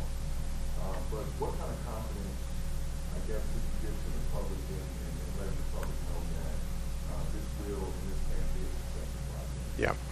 I think, Councilman, the first place that I would start with that is having a local developer that is highly, highly invested in this community. That is probably the single biggest component of this. Folks that have their offices right next door, that see it every day, that understand the connection that the community has. I think that's probably one of the biggest points about this. I said this in front of the TIF Commission, and I said it slightly earlier, but I'll expound on it. I don't know a lot of other developers that would go and look to take on a project this complicated with this many uses that needs this many incentives to go and generate an 8% return. But you have a developer with a strong local connection that is well capitalized, that wants to take this on. It's almost a passion project, and I think that at the end of the day is the thing that tells me undoubtedly through thick and thin we will find success on this. But beyond that, I also think that there will be substantial success because this is a great piece of real estate. It's a fantastic, phenomenally located piece of real estate in a great community. It's just got some warts, some blight to it, some things that need to be cleaned up, and those things that need to be cleaned up are very, very expensive. But once we do those things, I think this is going to be a really a rock star project. So I think the two fundamentals that are driving this are really local developer, great location, sort of fundamental real estate economics behind it, And then lastly would really be the support of this community with a TIF and a CID, but also being at the heart of Missouri state government. You saw many of the other requests that we have in there involve state government. I think that that sets us up in a very good way. And I know sometimes Jefferson City hasn't always gotten its due when it came to the legislature and otherwise, but we feel very confident that the stars are aligning for this to be a very, very successful project that everybody on this council can be supportive of and excited about, not just when votes are taken in August of 2017, but over the years as the redevelopment happens and the vitality is brought back to the downtown area. Thanks. Thank you. Any further council questions, comments, discussion? Councilman Hussey? I've got one. You refer to the pad sites, retail/restaurant or something like that. And could you clarify, I guess, what, as developers, you have in mind for those particular sites? Thank you, Councilman. So there's been many comments that have been made at the TIF Commission, some or earlier from here, about the death of retail, right? Retail's no longer going to exist. It's brick and mortar is just gone, and it's all going to go on the internet. And why I don't think we have quite the sky is falling view that some have about the status of retail in the world. We do recognize that what has happened over the last 24 to 36 months in retail may be even more significant than what happened during the Great Recession. What is going on right now with the pace and change in the retail environment is truly stunning. But what we have found and what you're still seeing is that those components that I said before, great, solid, fundamental real estate, it's still working. And there's still a desire and there's still a need. And that's what we think we have here, particularly then when you focus on the right type of retail. This will not be most likely trying to sell shoes or soft goods or things like that, against the internet. What this would much more be doing is looking at casual dining, entertainment experiences, coffee, those types of uses that the internet can't provide to you, and that you look at instead as something that would fit in incredibly well in your downtown and Capitol Complex area. And so that's not a perfect answer, as we don't have tenants signed up today, but Rob goes to the conventions and works it as hard as anyone I've seen, and we definitely have the options for many users out there that would like to be at this site, and we really see that probably with more of a restaurant focus that would be down here. And then to follow up, and I expressed this to Mr. Kingsbury before as well, about parking at the site. I know there's a tear down of one of the parking structures. One of them remains. If you look at the commercial plan, there's still a lot of parking, and so I guess I would just encourage developers, if the plan goes forward, to not build more parking that's necessary. Yeah. If you haven't heard, we kind of have a stormwater problem in this town, and seas of concrete create excess runoff and those sorts of things. And so I think of this kind of being a unique opportunity to take a site right now that probably produces a lot of runoff and try to find ways to mitigate that. And so I would, shoot back to say that, since it's kind of got that urban feel and that portion of the community, I'm one of those that hates to see parking lots built for Black Friday. Yep. When you build something for the one day of the year that you fill it.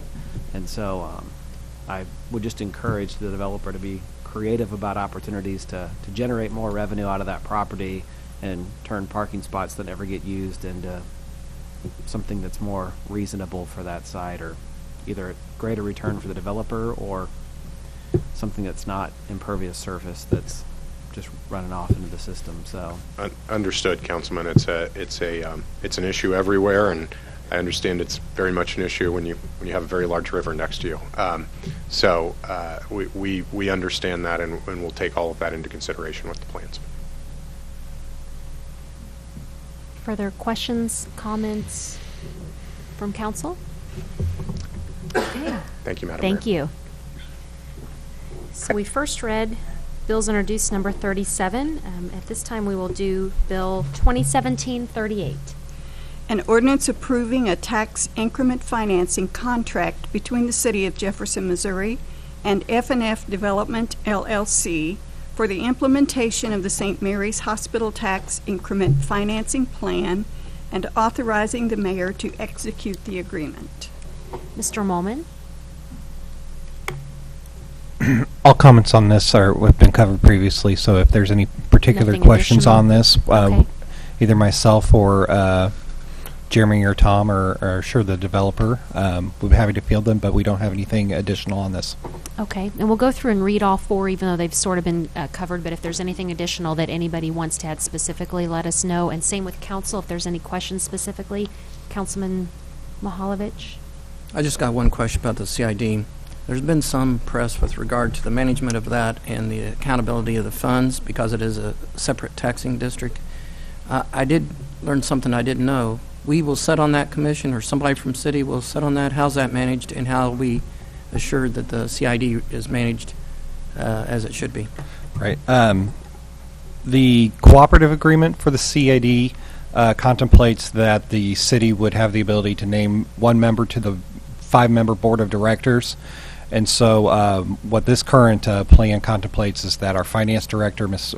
Mueller, would be appointed to that board and sit on there. So as a board member, she would be privy to all documents and information of the SID. So if there's ever a situation where we were concerned that management of the SID isn't going the way that it should be, we would have a voice on the board to affect change, and then also be privy to the information that a board member would be privy to. So it's a fairly typical setup that you have where a local government would name someone to that board, so that way they can fulfill that oversight function.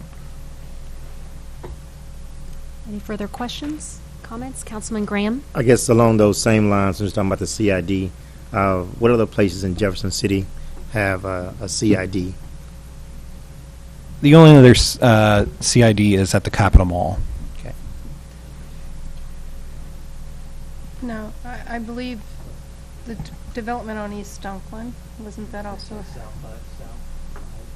Yeah, that entire block. I think it was a CID also. Is that a TIF or a CID?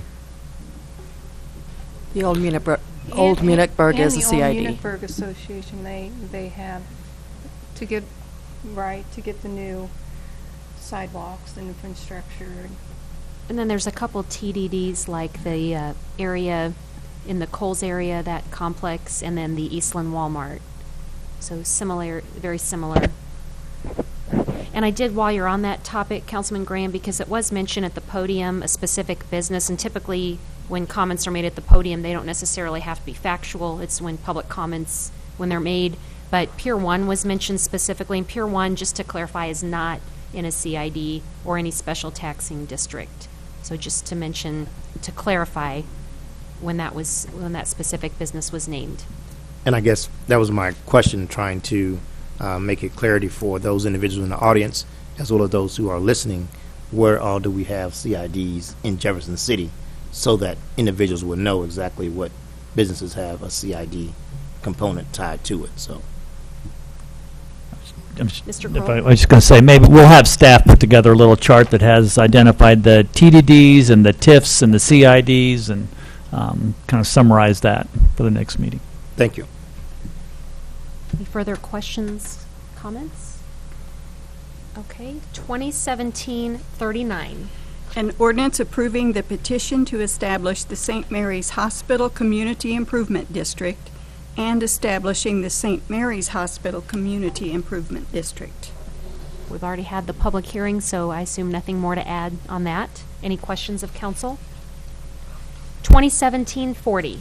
An ordinance of the City of Jefferson, Missouri, authorizing the mayor to enter into a cooperative agreement with the St. Mary's Hospital Community Improvement District for funding and financing of Community Improvement District improvements in relation to the St. Mary's Hospital tax increment financing.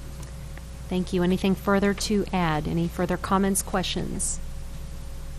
Okay, at this time, I'd like to thank city staff for their work on the TIF, also Mr. Cover, Calico, Maxwell, and Kingsbury for their input this evening. And now we'll move on to 2017-41. An ordinance of the City of Jefferson, Missouri adopting a budget and personnel classification plan for the city for the period of November 1, 2017 to October 31, 2018, and appropriating money in the city treasury to pay the cost of operating the city government during that period in accordance with the budget. Mrs. Miller. Thank you, Madam Mayor. The 2017-2018 operating budget's been recommended for approval by the mayor. The proposed general revenue budget is projected to be $32,441,302.38, with additional funding from other funds and for capital projects, bringing the total City of Jefferson budget for fiscal year 2018 to $63,353,702.10. Thank you. Any questions of council? Comments? 2017-42. An ordinance of the City of Jefferson, Missouri providing for the levy of city taxes and establishing the rate of taxation for the City of Jefferson, Missouri for the year 2017. Mrs. Miller. Thank you, Madam Mayor. The proposed 2017-2018 budget's been prepared based on the property tax rate for the general fund at 46 cents and the fireman's retirement rate at .0961, and that is no change from the current year. Thank you. Any questions or comments? Okay, the next bills that we have, 2017-43 through 2017-50, pertain to amending Chapter 13 and Chapter 8. Mr. Burkhardt will give us information about those bills, but in the effort to make it streamlined, we will have Mrs. Powell read all of those bills at this time and then go through Larry's description. Is that agreeable to council? Okay, Mrs. Powell. 2017-43, an ordinance of the City of Jefferson, Missouri, amending the City Code, Chapter 13, Section 13-42 and Section 13-43, by replacing the adoption of the International Fire Code 2009 and amendments to the International Fire Code 2009 by adoption of the International Fire Code 2015. 2017-44, an ordinance of the City of Jefferson, Missouri, amending the City Code, Chapter 8, Section 8-2 and Section 8-3, by replacing the adoption of the National Electrical Code 2011 and amendments to the National Electrical Code 2011 by the adoption of the National Electric Code 2014. 2017-45, an ordinance of the City of Jefferson, Missouri, amending the City Code, Chapter 8, Section 8-4 and Section 8-5 by replacing the adoption of the International Plumbing Code 2009 and amendments to the International Plumbing Code 2009 by adoption of the 2015 International Plumbing Code. 2017-46, an ordinance of the City of Jefferson, Missouri, amending the City Code, Chapter 8, Article 1, Section 8-6, Section 8-7, Section 8-8, and Section 8-9 by inserting by adoption of the 2015 International Mechanical and Fuel Gas Codes and amendments to the 2015 International Mechanical and Fuel Gas Codes. 2017-47, an ordinance of the City of Jefferson, Missouri, amending the City Code, Chapter 8, Article 2, Section 8-18, Section 8-19, Section 8-21, and Section 8-22 by replacing the adoption of the 2009 International Building and Residential Codes and amendments to the 2009 International Building and Residential Codes by adoption of the 2015 International Building Residential Codes. 2017-48, an ordinance of the City of Jefferson, Missouri, amending the City Code, Chapter 8, Article 2, Section 8-23, and Section 8-24 by inserting the adoption of the 2015 International Existing Building Code and amendments to the 2015 International Existing Building Code. 2017-49, an ordinance of the City of Jefferson, Missouri, amending the City Code, Chapter 8, Article 2, Section 8-25 and Section 8-26 by inserting the adoption of the 2015 International Swimming Pool and Spa Code and amendments to the 2015 International Swimming Pool and Spa Code.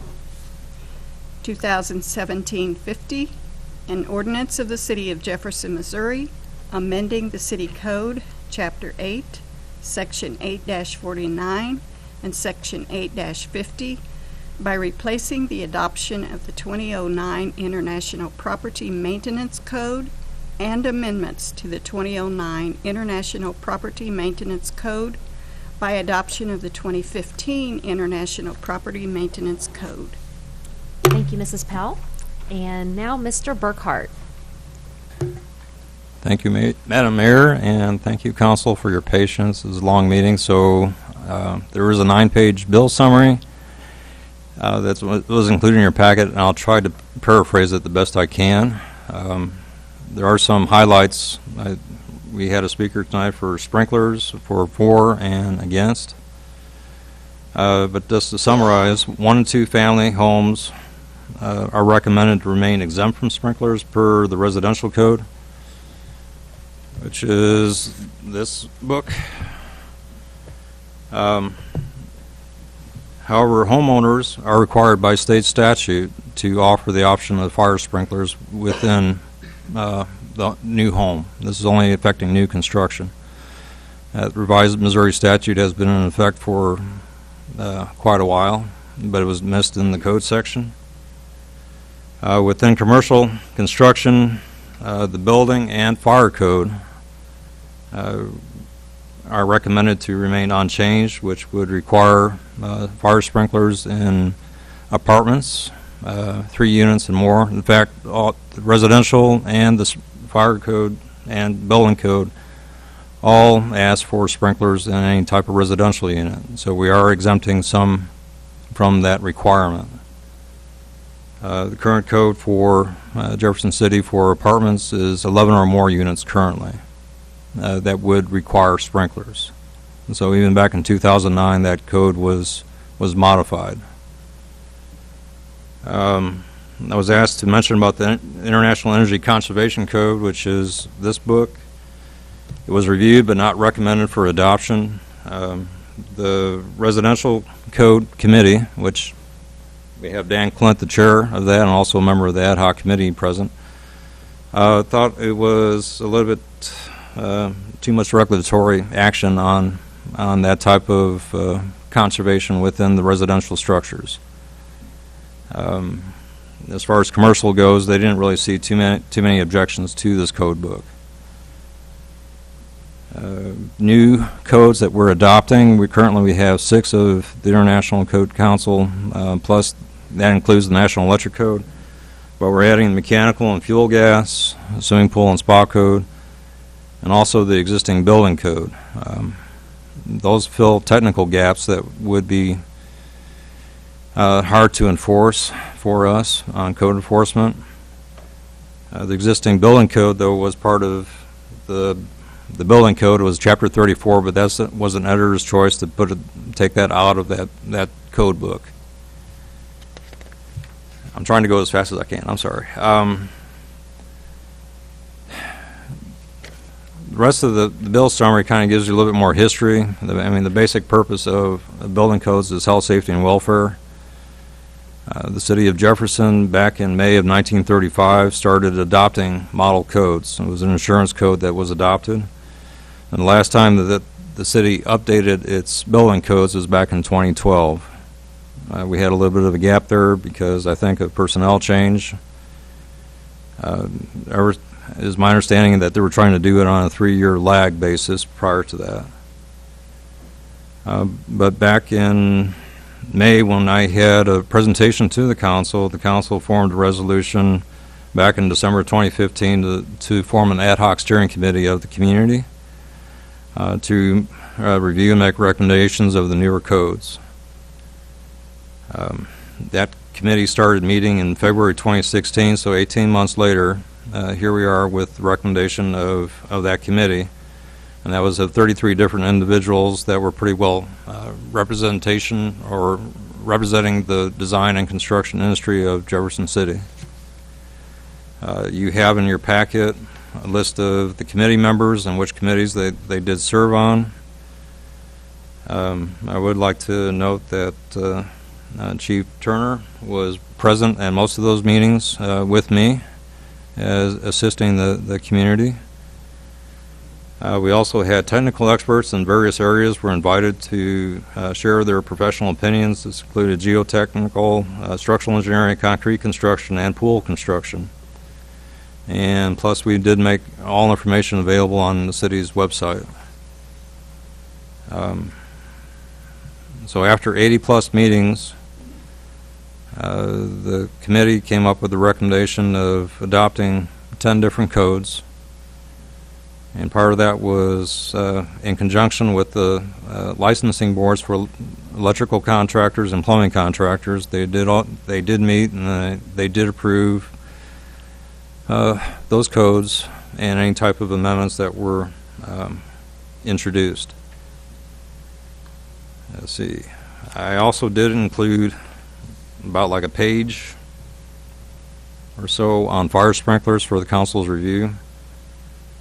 I think some of the concerns were that that would be 2.4%. The committee is very much aware of the financial impact that it would have. That's part of the reason why residential sprinklers were not recommended by the committee, because right now Habitat for Humanity, for instance, is putting in sprinklers inside their new builds, and that's averaging about $2 a square foot. In other places of the country, that can be $1 to $1.50 per square foot for a single family. So if you have a 2,000 square foot house, you could add $4,000 to the construction cost of that, which would possibly deter a new home buyer. So it was more of a financial decision. We're looking at that, and for commercial construction, 2.4%.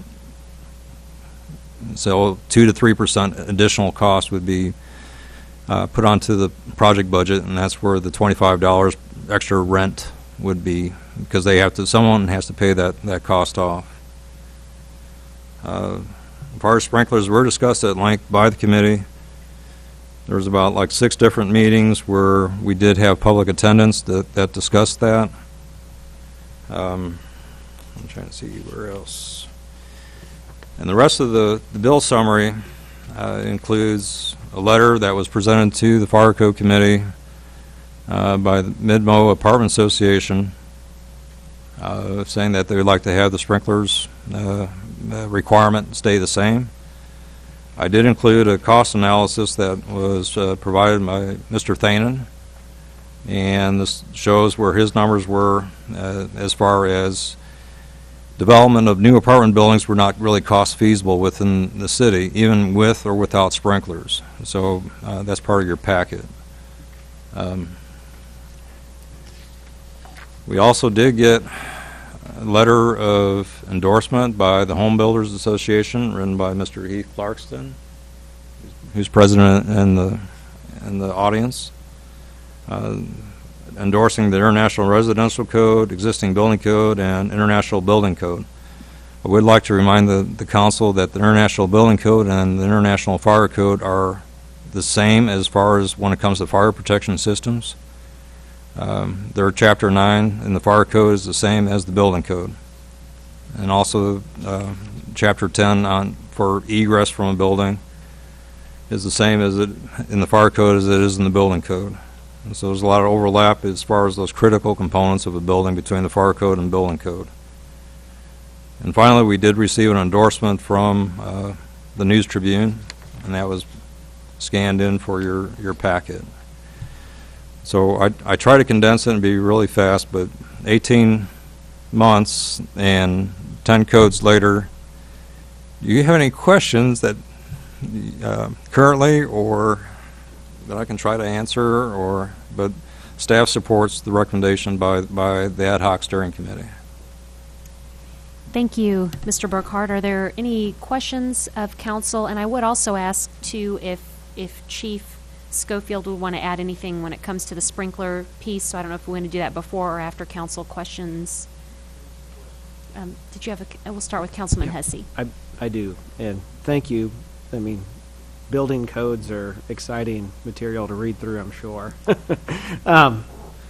On the sprinkler one, because I think we've all kind of, that's the one that's generated the most attention and quite frankly, the other pieces, I'm not certain I would have the knowledge base to really understand some of those technical changes, but it was at units that were greater than 10 before, and now it would get moved down to 3. So I guess my question is just why 3, or what's the science behind that particular number on a decision like this? The way the model codes are structured, you have the residential code, which covers 1 and 2 family plus townhomes, and the model code recommends that fire sprinklers are placed in those type of structures, and then it just continues on with the commercial side, which is 3 and above. So it's been noted that fire sprinkler saves lives and also saves property. So they're looking at it that why do you have smoke detectors? You know, this is a life safety feature that you should have within your structure, and it's relatively inexpensive. If you're looking at the cost, they usually look at things at square foot costs. And if you go and Google it, the NFPA will tell you $1 to $7 a square foot. New construction, like 3 units, is $4 a square foot. It's just part of construction, and also just putting in life safety features that should be there to help us save lives. And I guess I don't want to debate the merits of the sprinklers and not the sprinklers. I was more arriving at just that decision for 3, and it sounds more like our code is sort of set up that 1 and 2 get handled by a particular set, and then 3 and above are handled. So the decision at 3 is really a matter of simplicity's sake within our code, as opposed to that a 3 unit is different than a 10 unit, different than a single family in that instance. And so we've arrived at 3 because that's the way the code's divided. That's what you're telling me? There's also a lot of support for sprinklers to be introduced into single family and 2 family dwellings. And then I guess my follow-up on a separate subject is the HBA letter of support, which is great that that's provided. They do express concern about long-term, I guess, staffing and support to enforce this and keep cost equitable. And so with the adoption of this code as our point person within city staff on these types of things, would you share those concerns, or do you envision there being an increased workload or the need for us as a council to give consideration down the road for increased resources to that department? That topic is being reviewed with the steering committee, and also with the city administrator at great length as far as what we should do or shouldn't do. We understand there's limited resources by the city, but part of the resolution was for the steering committee to, besides review the codes, is also to review process. And so what do we want to regulate here in Jefferson City is being scrutinized, and trying to understand what type of increased workload it is. As far as what's been recommended here, I'm not saying we could get by totally, but we want to look at that to make sure that we have the skill and expertise to make sure things are constructed properly. Mr. Kroll has a follow-up comment, and then I know Chief Schofield will address the multifamily aspect, and then we'll have a question from Councilman Mahalovich. I was just going to ask Mr. Bernhardt if you know the requirement that Columbia has on sprinklers, not that we use them as our standard, but are we would this make us consistent with Columbia's? It would make us consistent with Columbia. It's they just went through and adopted their codes went into effect last October, and we're mimicking them as far as our outcome here. So I think that helps a little bit with that number. The other issue on staffing is we know we had the budget meetings, and staffing is certainly a need that's been identified in the plan review component, and then also the inspection component, and that's certainly something that I think maybe later on warrants further discussion. And Chief Schofield, did you want to address the number of units? Yeah, I can. When we were discussing this and really what our experience has been in these kind of residential fires and the setting that they occur in is that, neighbors can't necessarily control their neighbors. And so in a multifamily situation, a lot of times what we see is that there can be just one person who, whether it be intentional or accidental, can impact all of their neighbors in a multifamily environment. And so in terms of protecting those people that may or may not be able to protect themselves, we think that we should take full advantage of any engineering controls like sprinklers for those people who might be unaware of what's occurring in the same building or be unprotected. So it just really comes down to us, to that kind of responsibility and how much you can control. And, we feel like if you're in a single or two-family residential structure, you have a pretty good idea of who those folks are and what their actions are and how they could impact you from a safety standpoint. Thank you. And Councilman Mihaljevic had a question? Well, maybe it could even be addressed on the Budget Committee this Thursday, but if we adopt a code that requires a mechanical inspector and we have a position that's not funded, that would put us in a little bit of a dilemma to have ordinances out there that were not capable of enforcement. So I don't know if that's a question for now or Thursday, because we're right in the throes of debating a position that's unfunded. Also, do we have electrical and we have a plumbing, but we don't have a mechanical examiner group, do we? So it would almost require us to come up with a mechanical examiners board. I would love to see that, yes, but right now, by just adopting the mechanical code, it fills in gaps that we can try to address, and main things are like ventilation requirements. I can give some examples, such as like beauty shops and nail salons. They're supposed to have 50 cubic feet per minute at each station, and so without having the mechanical code there to go ahead and look at that directly, and by adopting it directly instead of to get into a nuance of the codes, they adopt the mechanical code by reference, but only for that specific section, so it doesn't have ventilation requirements.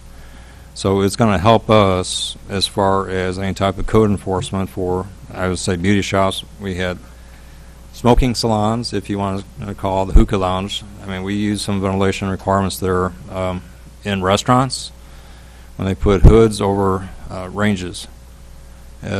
That's not really put into the building code. That's all in the mechanical code. And so at least we have some enforcement capabilities. We don't per se have a mechanical or master mechanical individual on staff, but by adopting the code, the mechanical designers can put together plans and specifications that we can follow. And if there's something that varies from that, then we have to go back to the mechanical designer. But that's mainly on commercial projects. But when you get into residential, it gives us a little bit of advantage because that's also in the residential code. So you're giving us more teeth, or if more enforcement capability, because right now with some of the things that we would go and try to ask people to do, that's kind of weak as far as what I would say as far as any type of judicial action or judicial review. That's why, though, by adopting the mechanical code directly will help us tremendously as far as our our projects go for mechanical design, because we do hire mechanical engineers indirectly through the developer. So, anyways, it's a concern, and I've asked in my budget requests every year for a mechanical inspector, but also recognize that the city has limits as far as resources, and we're going to be looking at that a little bit closer with the steering committee as far as what they would like to recommend. It's been noted for many years prior to my coming here that mechanical would be very desirable. Mr. Cole? So, Yeah, I would just add that adoption of a code requirement does not necessarily mean that you have to add an inspector to inspect those. There are other ways to go about inspecting those. One, certification from a design professional. You can also contract those plan review pieces out, and in some cases even inspection out. And in some cases there's different ways to go about funding those. So the adoption of the code does not necessarily mean that there has to be an inspection component. It makes some sense though, but not necessarily. Chief Schofield, did you have anything to add on the sprinkler piece? Any comments? I would just reinforce or support what the building official stated, that these codes are interwoven, and that the decision to not adopt the fire code would potentially put a lot of this work, I think, in question, because we would have to go back and address how those disconnects may be introduced into our code system. And so he mentioned fire separation and how that was a trade-off, because it was assumed that we had fire sprinklers already as part of the total package document. So those kind of things would require an additional look from us for us to feel any kind of comfort level in moving forward with the rest of the remaining code or the existing fire code. Thank you. Councilman Hussey? Just a question again on the sprinkler piece, because there was a comment made by a previous speaker that talked about lack of new construction for these kinds of things. But if I'm reading this correct, right, that sprinkler requirement would apply to if somebody took a current single-family house and was then to subdivide it into a multifamily unit, it was permitted by zoning and those sorts of things. That's considered a new multifamily building permit, and so therefore you get my point, that it wouldn't necessarily have to construct an entire new complex. It could be a renovation of an existing building, correct? correct. And then if somebody were down that same path, right now it's 11 or more. If I had a 6-unit building and I was somehow reconfiguring to make that now a 7-unit building, do I fall under now I've got to sprinkler my facility, or? Well, maybe. It's and I'm not trying to find loopholes for people to get out of sprinklers. I just think it's important for clarity for the public to understand, and all of us. Existing buildings are unique. Okay. And so what you described is change of use within an existing building, especially if you go from single family to multiple apartments. So that's where the existing building code actually gives you a few options. And for instance, we use the existing building performance requirements for the Mill Bottom Event Center. That was a change of use. You also have the Windstone. That's over there on Industrial. Both of those facilities were existing, change of use. No sprinklers were introduced because of other life safety features that were introduced into the building that would give a higher level of safety. For instance, like a smoke detection system or a fire alarm system within the Windstone, and numerous exits accounted for life safety points. So within that existing building code, we can look at things and see what makes sense economically to make that, to repurpose that building. Thank you. I'm done on sprinklers for tonight, Larry. Thank you. And I would want to add something on sprinklers too, that I know that the added expense of it, that it could also be looked at as a benefit to people who are potential future renters, that maybe that would be something looked at as a positive, that if you're renting an apartment unit and it has the sprinklers, that it might be like an amenity that currently isn't necessarily available, but it might make it more appealing to people to live there because they know it has that feature. And also the cost and benefit, you know, when you say, well, what is the cost to saving lives? And after going through a fire personally at our business, I have a whole new, I don't know if appreciation is the right word, but understanding and respect for things like that are, nobody ever expects it or whatever. The best you can do is plan for it. And when you think about the example that was given about the woman that, you know, and it happens often, but that could have been, you know, if you go back and ask that developer or that builder or that person or that family if they could do something different, would they? And now we're actually in that position where we can, but none of us knows the lives that would be saved. So I certainly am in full support of that, even though we're not voting on it tonight, that the benefit does exist. And with that, are there further, Councilman Fitzwater? I said one question. There was some discussion at one of the public hearings in regards to water systems and the infrastructure and being able to be able to handle the new requirements. And I think someone even talked about the current requirements. Are we comfortable that we have the ability to do that? As far as the infrastructure being sufficient to supply the water demand, that's on a case-by-case basis. So far, Missouri American has been very cooperative with us. A good instance is Capital Region. They replaced a water main there so that they didn't have to use their fire pump. Fire pumps and structures like that are very expensive. It's like $50,000. But they were able to supply a new water main, and they're working with us to replace outdated infrastructure to meet the demands. Public water supply districts on the fringe have been making improvements too, and so we just really need to kind of look at what area is trying to be developed and what the development cost would be for that portion of town. But any further questions, comments of council? Thank you, Mr. Burkhart, for that presentation. Appreciate it. And also, Mr. Clint, thank you to the Building Code Committee for their 18 months of digging through this and bringing us this recommendation for the council to consider.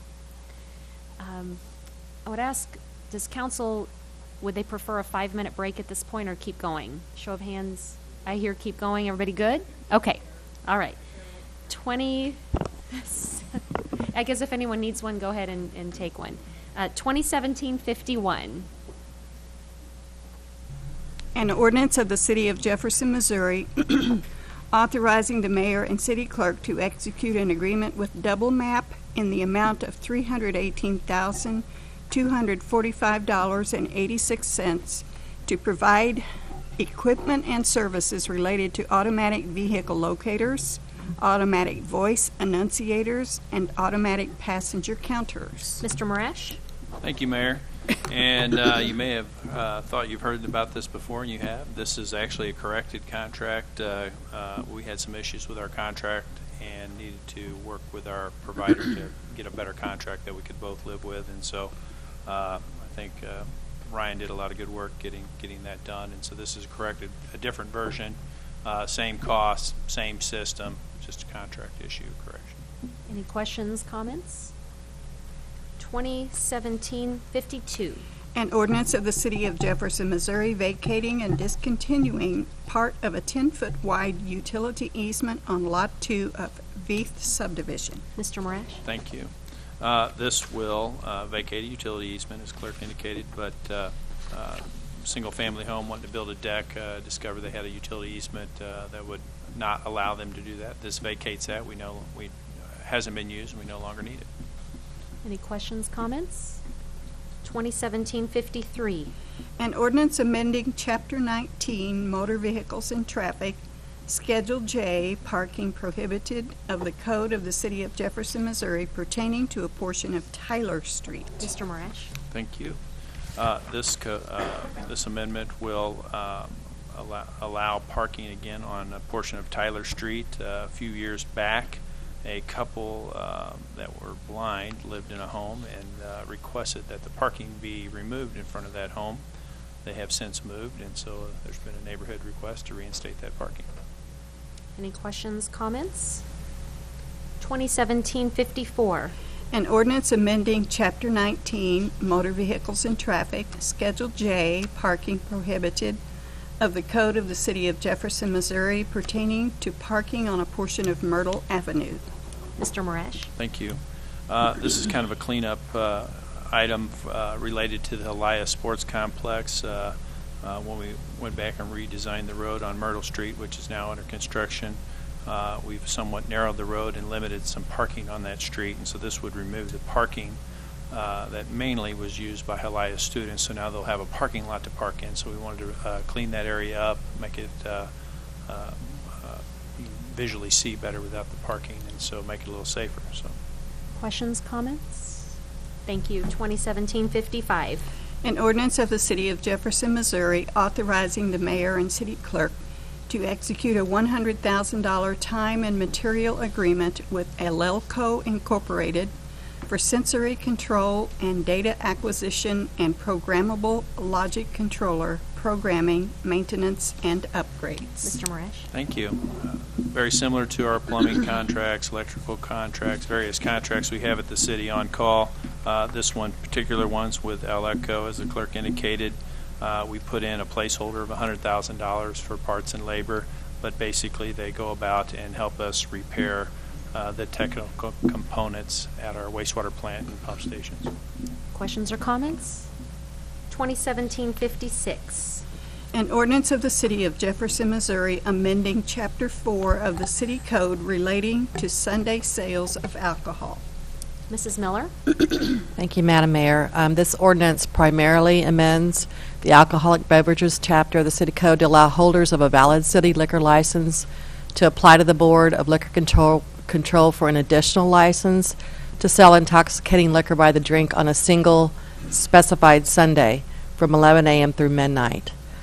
This amendment also modifies some current code to clarify code language to conform to our current practice granted by state statute relating to annual Sunday sales liquor licenses.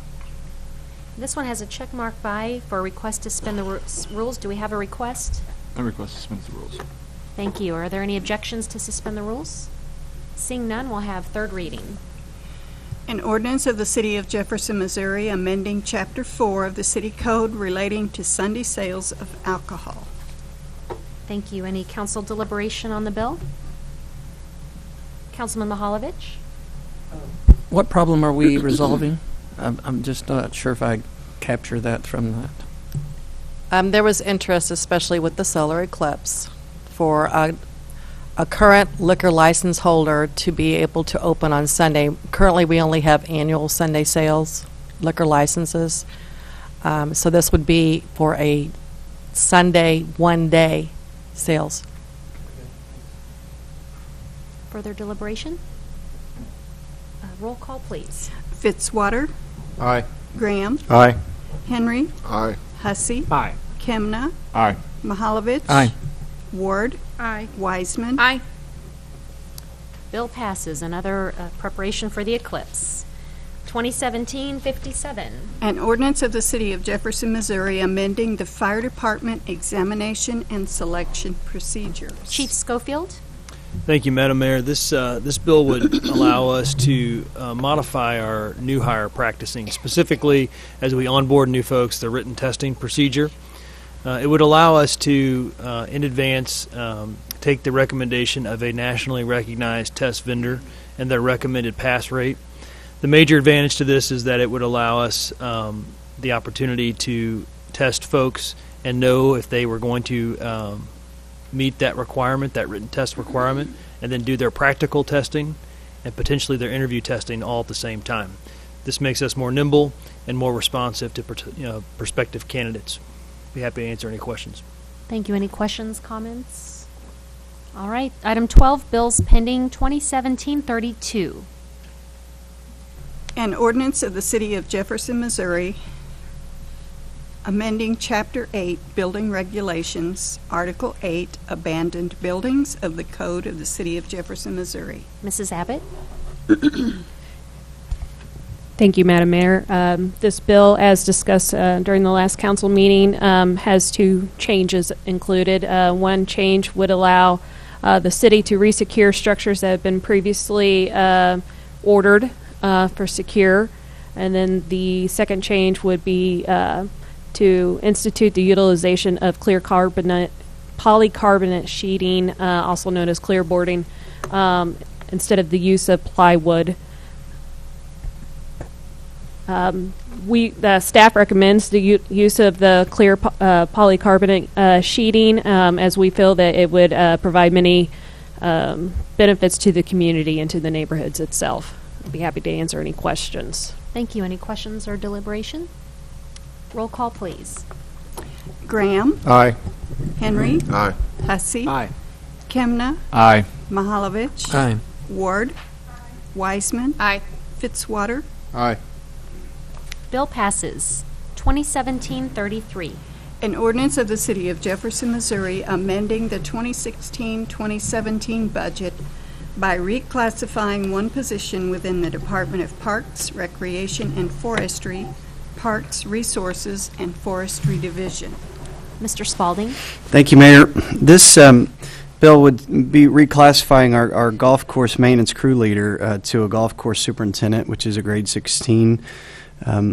Really feeling like we're making our operations a little more efficient. It's industry standard to have someone that has a degree in golf and turf management, and so we feel like this would be a wise move for us. The commission did also approve this at the June 13th commission meeting as well. Thank you. Any questions, comments, or deliberation? Roll call, please. Henry. Aye. Hussey. Aye. Kemna. Aye. Mahalovich. Aye. Ward. Aye. Wiseman. Aye. Fitzwater. Aye. Graham. Aye. Bill passes. 2017-34. An ordinance of the City of Jefferson, Missouri, authorizing the mayor and city clerk to execute a contract with CHC Wellness for providing wellness screenings and wellness program services. Mrs. Strope? Thank you, Mayor. This ordinance authorizes a contract with CHC Wellness for wellness program services. The city bid wellness services with the assistance of Wall Street Insurance Company.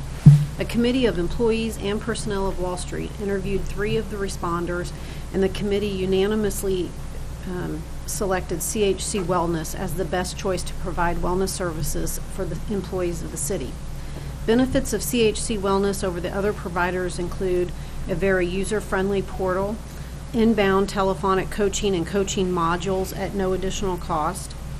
Their website is automated and technologically driven to allow members to upload preventative documents, physician statements, activity verifications, and other materials without any additional cost to the city, or with the city being required to manually enter that information for them, or providing the information to a third party to upload for us. CHC's website also includes a financial wellness piece, which is included at no additional cost and is not available with any of the other vendors.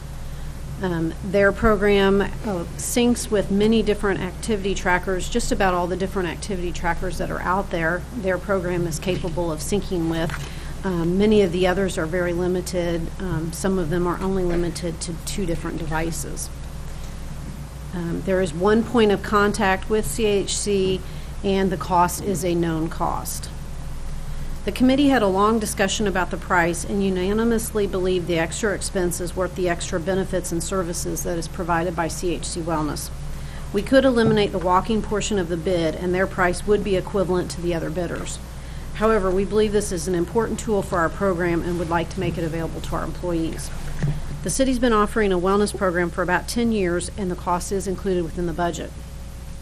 I'd be happy to answer any questions that you may have, and Lee Wilbers with Wall Street is here, and he would also be happy to answer any questions that anybody might have. Thank you, Mrs. Strope, and also thank you, Mr. Wilbers, for being here at the meeting this evening. Does council have any questions? Councilman Mahalovich? I initially had some issues with this on certain levels, but the explanation I was given in another meeting gave me the confidence that this is a good way to go for the city. I just asked that if we had some complaints about the existing vendor, so I hope that as we get complaints, we are able to manage it. And I also hope that our staff take advantage of this program. I think your metric was 60, how many percent? I think it's about 64, 65%. 64%, yeah. I hope we can have, if with this vendor, we can increase that percentage of use, because that contract, would it stay the same if we had 80% usage? Well, it is priced at a set price per person that participates in it, and that's how all of them are structured. We actually did set this at a little bit higher than what we had this year. I think we had like 340 participants this year, and this pricing structure is set at 360 participants because we wanted to make sure that we covered that in case we obviously hope that it'll be higher. So if it's not, it actually will be less. Good. Thank you. Mr. Kroll? Perhaps just add something to that, though. With increased participation, we would hope to see a decrease on the health insurance side. So, any further questions on the bill? All right. Roll call, please. Hussey. Aye. Kemna. Aye. Mahalovich. Aye. Ward. Aye. Wiseman. Aye. Aye. Fitzwater. Graham. Aye. Henry. Aye. Bill passes, and thank you again, Mr. Wilbers, for being here in person tonight. 2017-35. An ordinance of the City of Jefferson, Missouri, authorizing the mayor and city clerk to execute an agreement with Alelco Incorporated in the amount of $94,680 for the Walnut Pump Station Controls Project. Mr. Moresh. Thank you, Mayor.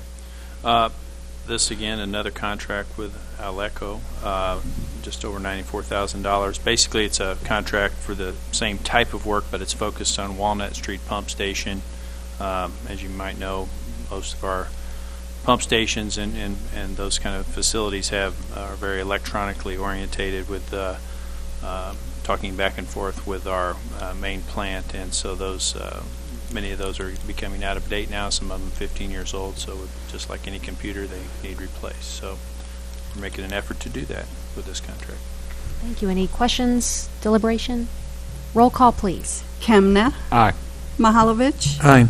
Ward. Aye. Wiseman. Aye. Fitzwater. Aye. Graham. Aye. Henry. Aye. Hussey. Aye.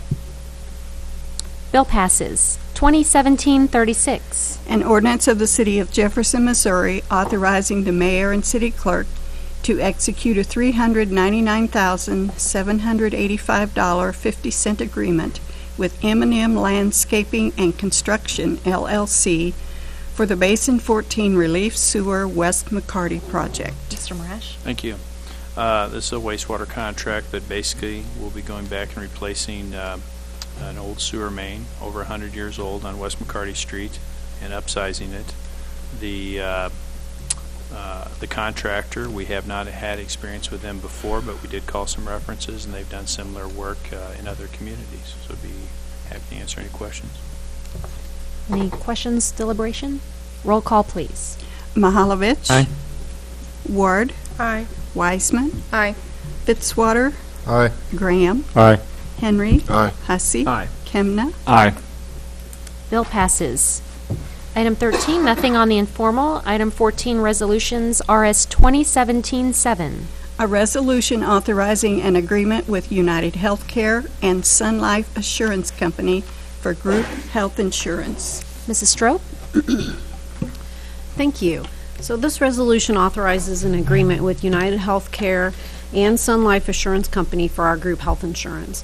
As you know, each year we bid our health insurance with the assistance of Wall Street Insurance, and we look at the different group health insurance plan options. We currently offer a administrative services only self-insured plan through United Healthcare with 3 options for employees to choose between. The Employee Health Advisory Committee recently looked at the various options and feels the best option is to renew our current plan, partnered with Sun Life Assurance Company to provide the reinsurance. This plan will offer almost the same benefit design with an approximate 5% increase in premiums. The one change in plan design is a $100 increase in the individual deductible and a $200 increase in the family deductible within the health savings account plan. This is an IRS regulatory mandate, and it's the only change that's being made to the plan designs. The 2018 premiums fund the claims at the level of expected costs plus 8.8%, which is slightly higher and therefore better, actually, than this year's expected cost plus 5%. There is funding for this in the mayor's approved budget. Again, I'd be happy to answer any questions that you might have, and also Lee Wilbers is here to answer any questions. All right, do we have a motion to take up 2017-7? All right, and we'll have any further council discussion or questions? Councilman Mahalovich? I think it deserves for Lee Wilbers to give us a little bit of review. He's been sitting for 2.5 hours. Come on up here, Mr. Wilbers. You need to stretch your legs anyway, we know. I do have a question about turning the money back into the pool and what our balance is there, and what should the balances be in that pool for our employees. Okay. Thank you, Mr. Mayor and Council, for letting me be here tonight. I will answer any other questions. Basically, you all are in a self-funded program. So it is partially self-funded. You do have reinsurance, so the reinsurance covers anything over $100,000 on any one employee, and then there's a cap on it. We have been funding it at not at what we call the maximum level. So there's a minimum level that you can pay, which is that would be your fixed cost plus any claims you have. Then there's an expected level, and there's a maximum. So we've been funding at maximum or expected plus 5%. So the question is how much money do we need in a pool or a fund to go ahead and get us through the good and the bad times? And which is an excellent question. And I'll first state by the idea of having adequate funds is on years where maybe we have real bad years, we can level out and not have a real large increase like we've had in some past years when we've been fully insured. So we recommend probably a minimum of about 6 months of claims, and that would be approximately probably a little less than $2 million. Because you're running about $4 million per year. I think currently we have to $400,000. So we're not near even close to what we would consider a amount that we would do. And that was the reason why it was a recommendation from us with the increase we had this year is to do the 5%. That would bring us from 5% expected plus 5 to an expected plus 8.8% going into the budget. And I would just add to that we've been, just started this last year, so we're kind of building up that fund as we're going along. So that's not unexpected, but certainly there's a goal there. That is correct. And last year we had probably one of the years that you don't want to have in the first year you have. We did have higher claims than expected. And the other thing I will mention is part of the reason we went into the self-funding, and the recommendation is that we can go ahead and shop the reinsurance. In most years, if we got a big increase and was fully insured as a city, we had to move carriers. It is very difficult for employees when you move from one carrier to another carrier. It's disruption. Employees do not like that. With the self-funding this year, we was able to take the reinsurance out for bid and get Sun Life to come in and reinsure, but keep United Healthcare, which is they're doing the administration of it. So the employees will see really no difference. The employees will be able to continue with their same plan, same doctors, same card they have. So it's very little disruption for the employees. Thank you, Mr. Wilbers. Any further questions or council deliberation? Make a comment, and I just wanted to thank Mr. Wilbers and Gail and the employee committee for all their work. There really is a lot of behind-the-scenes work and analysis and interviews going on, and I appreciate all that work because I think it really showing. Agreed. Thank you. Mrs. Powell, roll call, please. Ward. Aye. Wiseman. Aye. Fitzwater. Aye. Graham. Aye. Henry. Aye. Hussey. Aye. Kemna. Aye. Mahalovich. Aye. Resolution passes. Item 15, presentations from the gallery on other topics. for 3 minutes on presentations made on other topics. Anyone here this evening to speak? Seeing none. Item 16, council and staff discussion of presentation topics. Item 17, any new business? I do have one that I want to mention. The city is a supporter of United Way. We do have a team. If you notice the castle as you came in the front door, Mayor Snow White and the city dwarfs.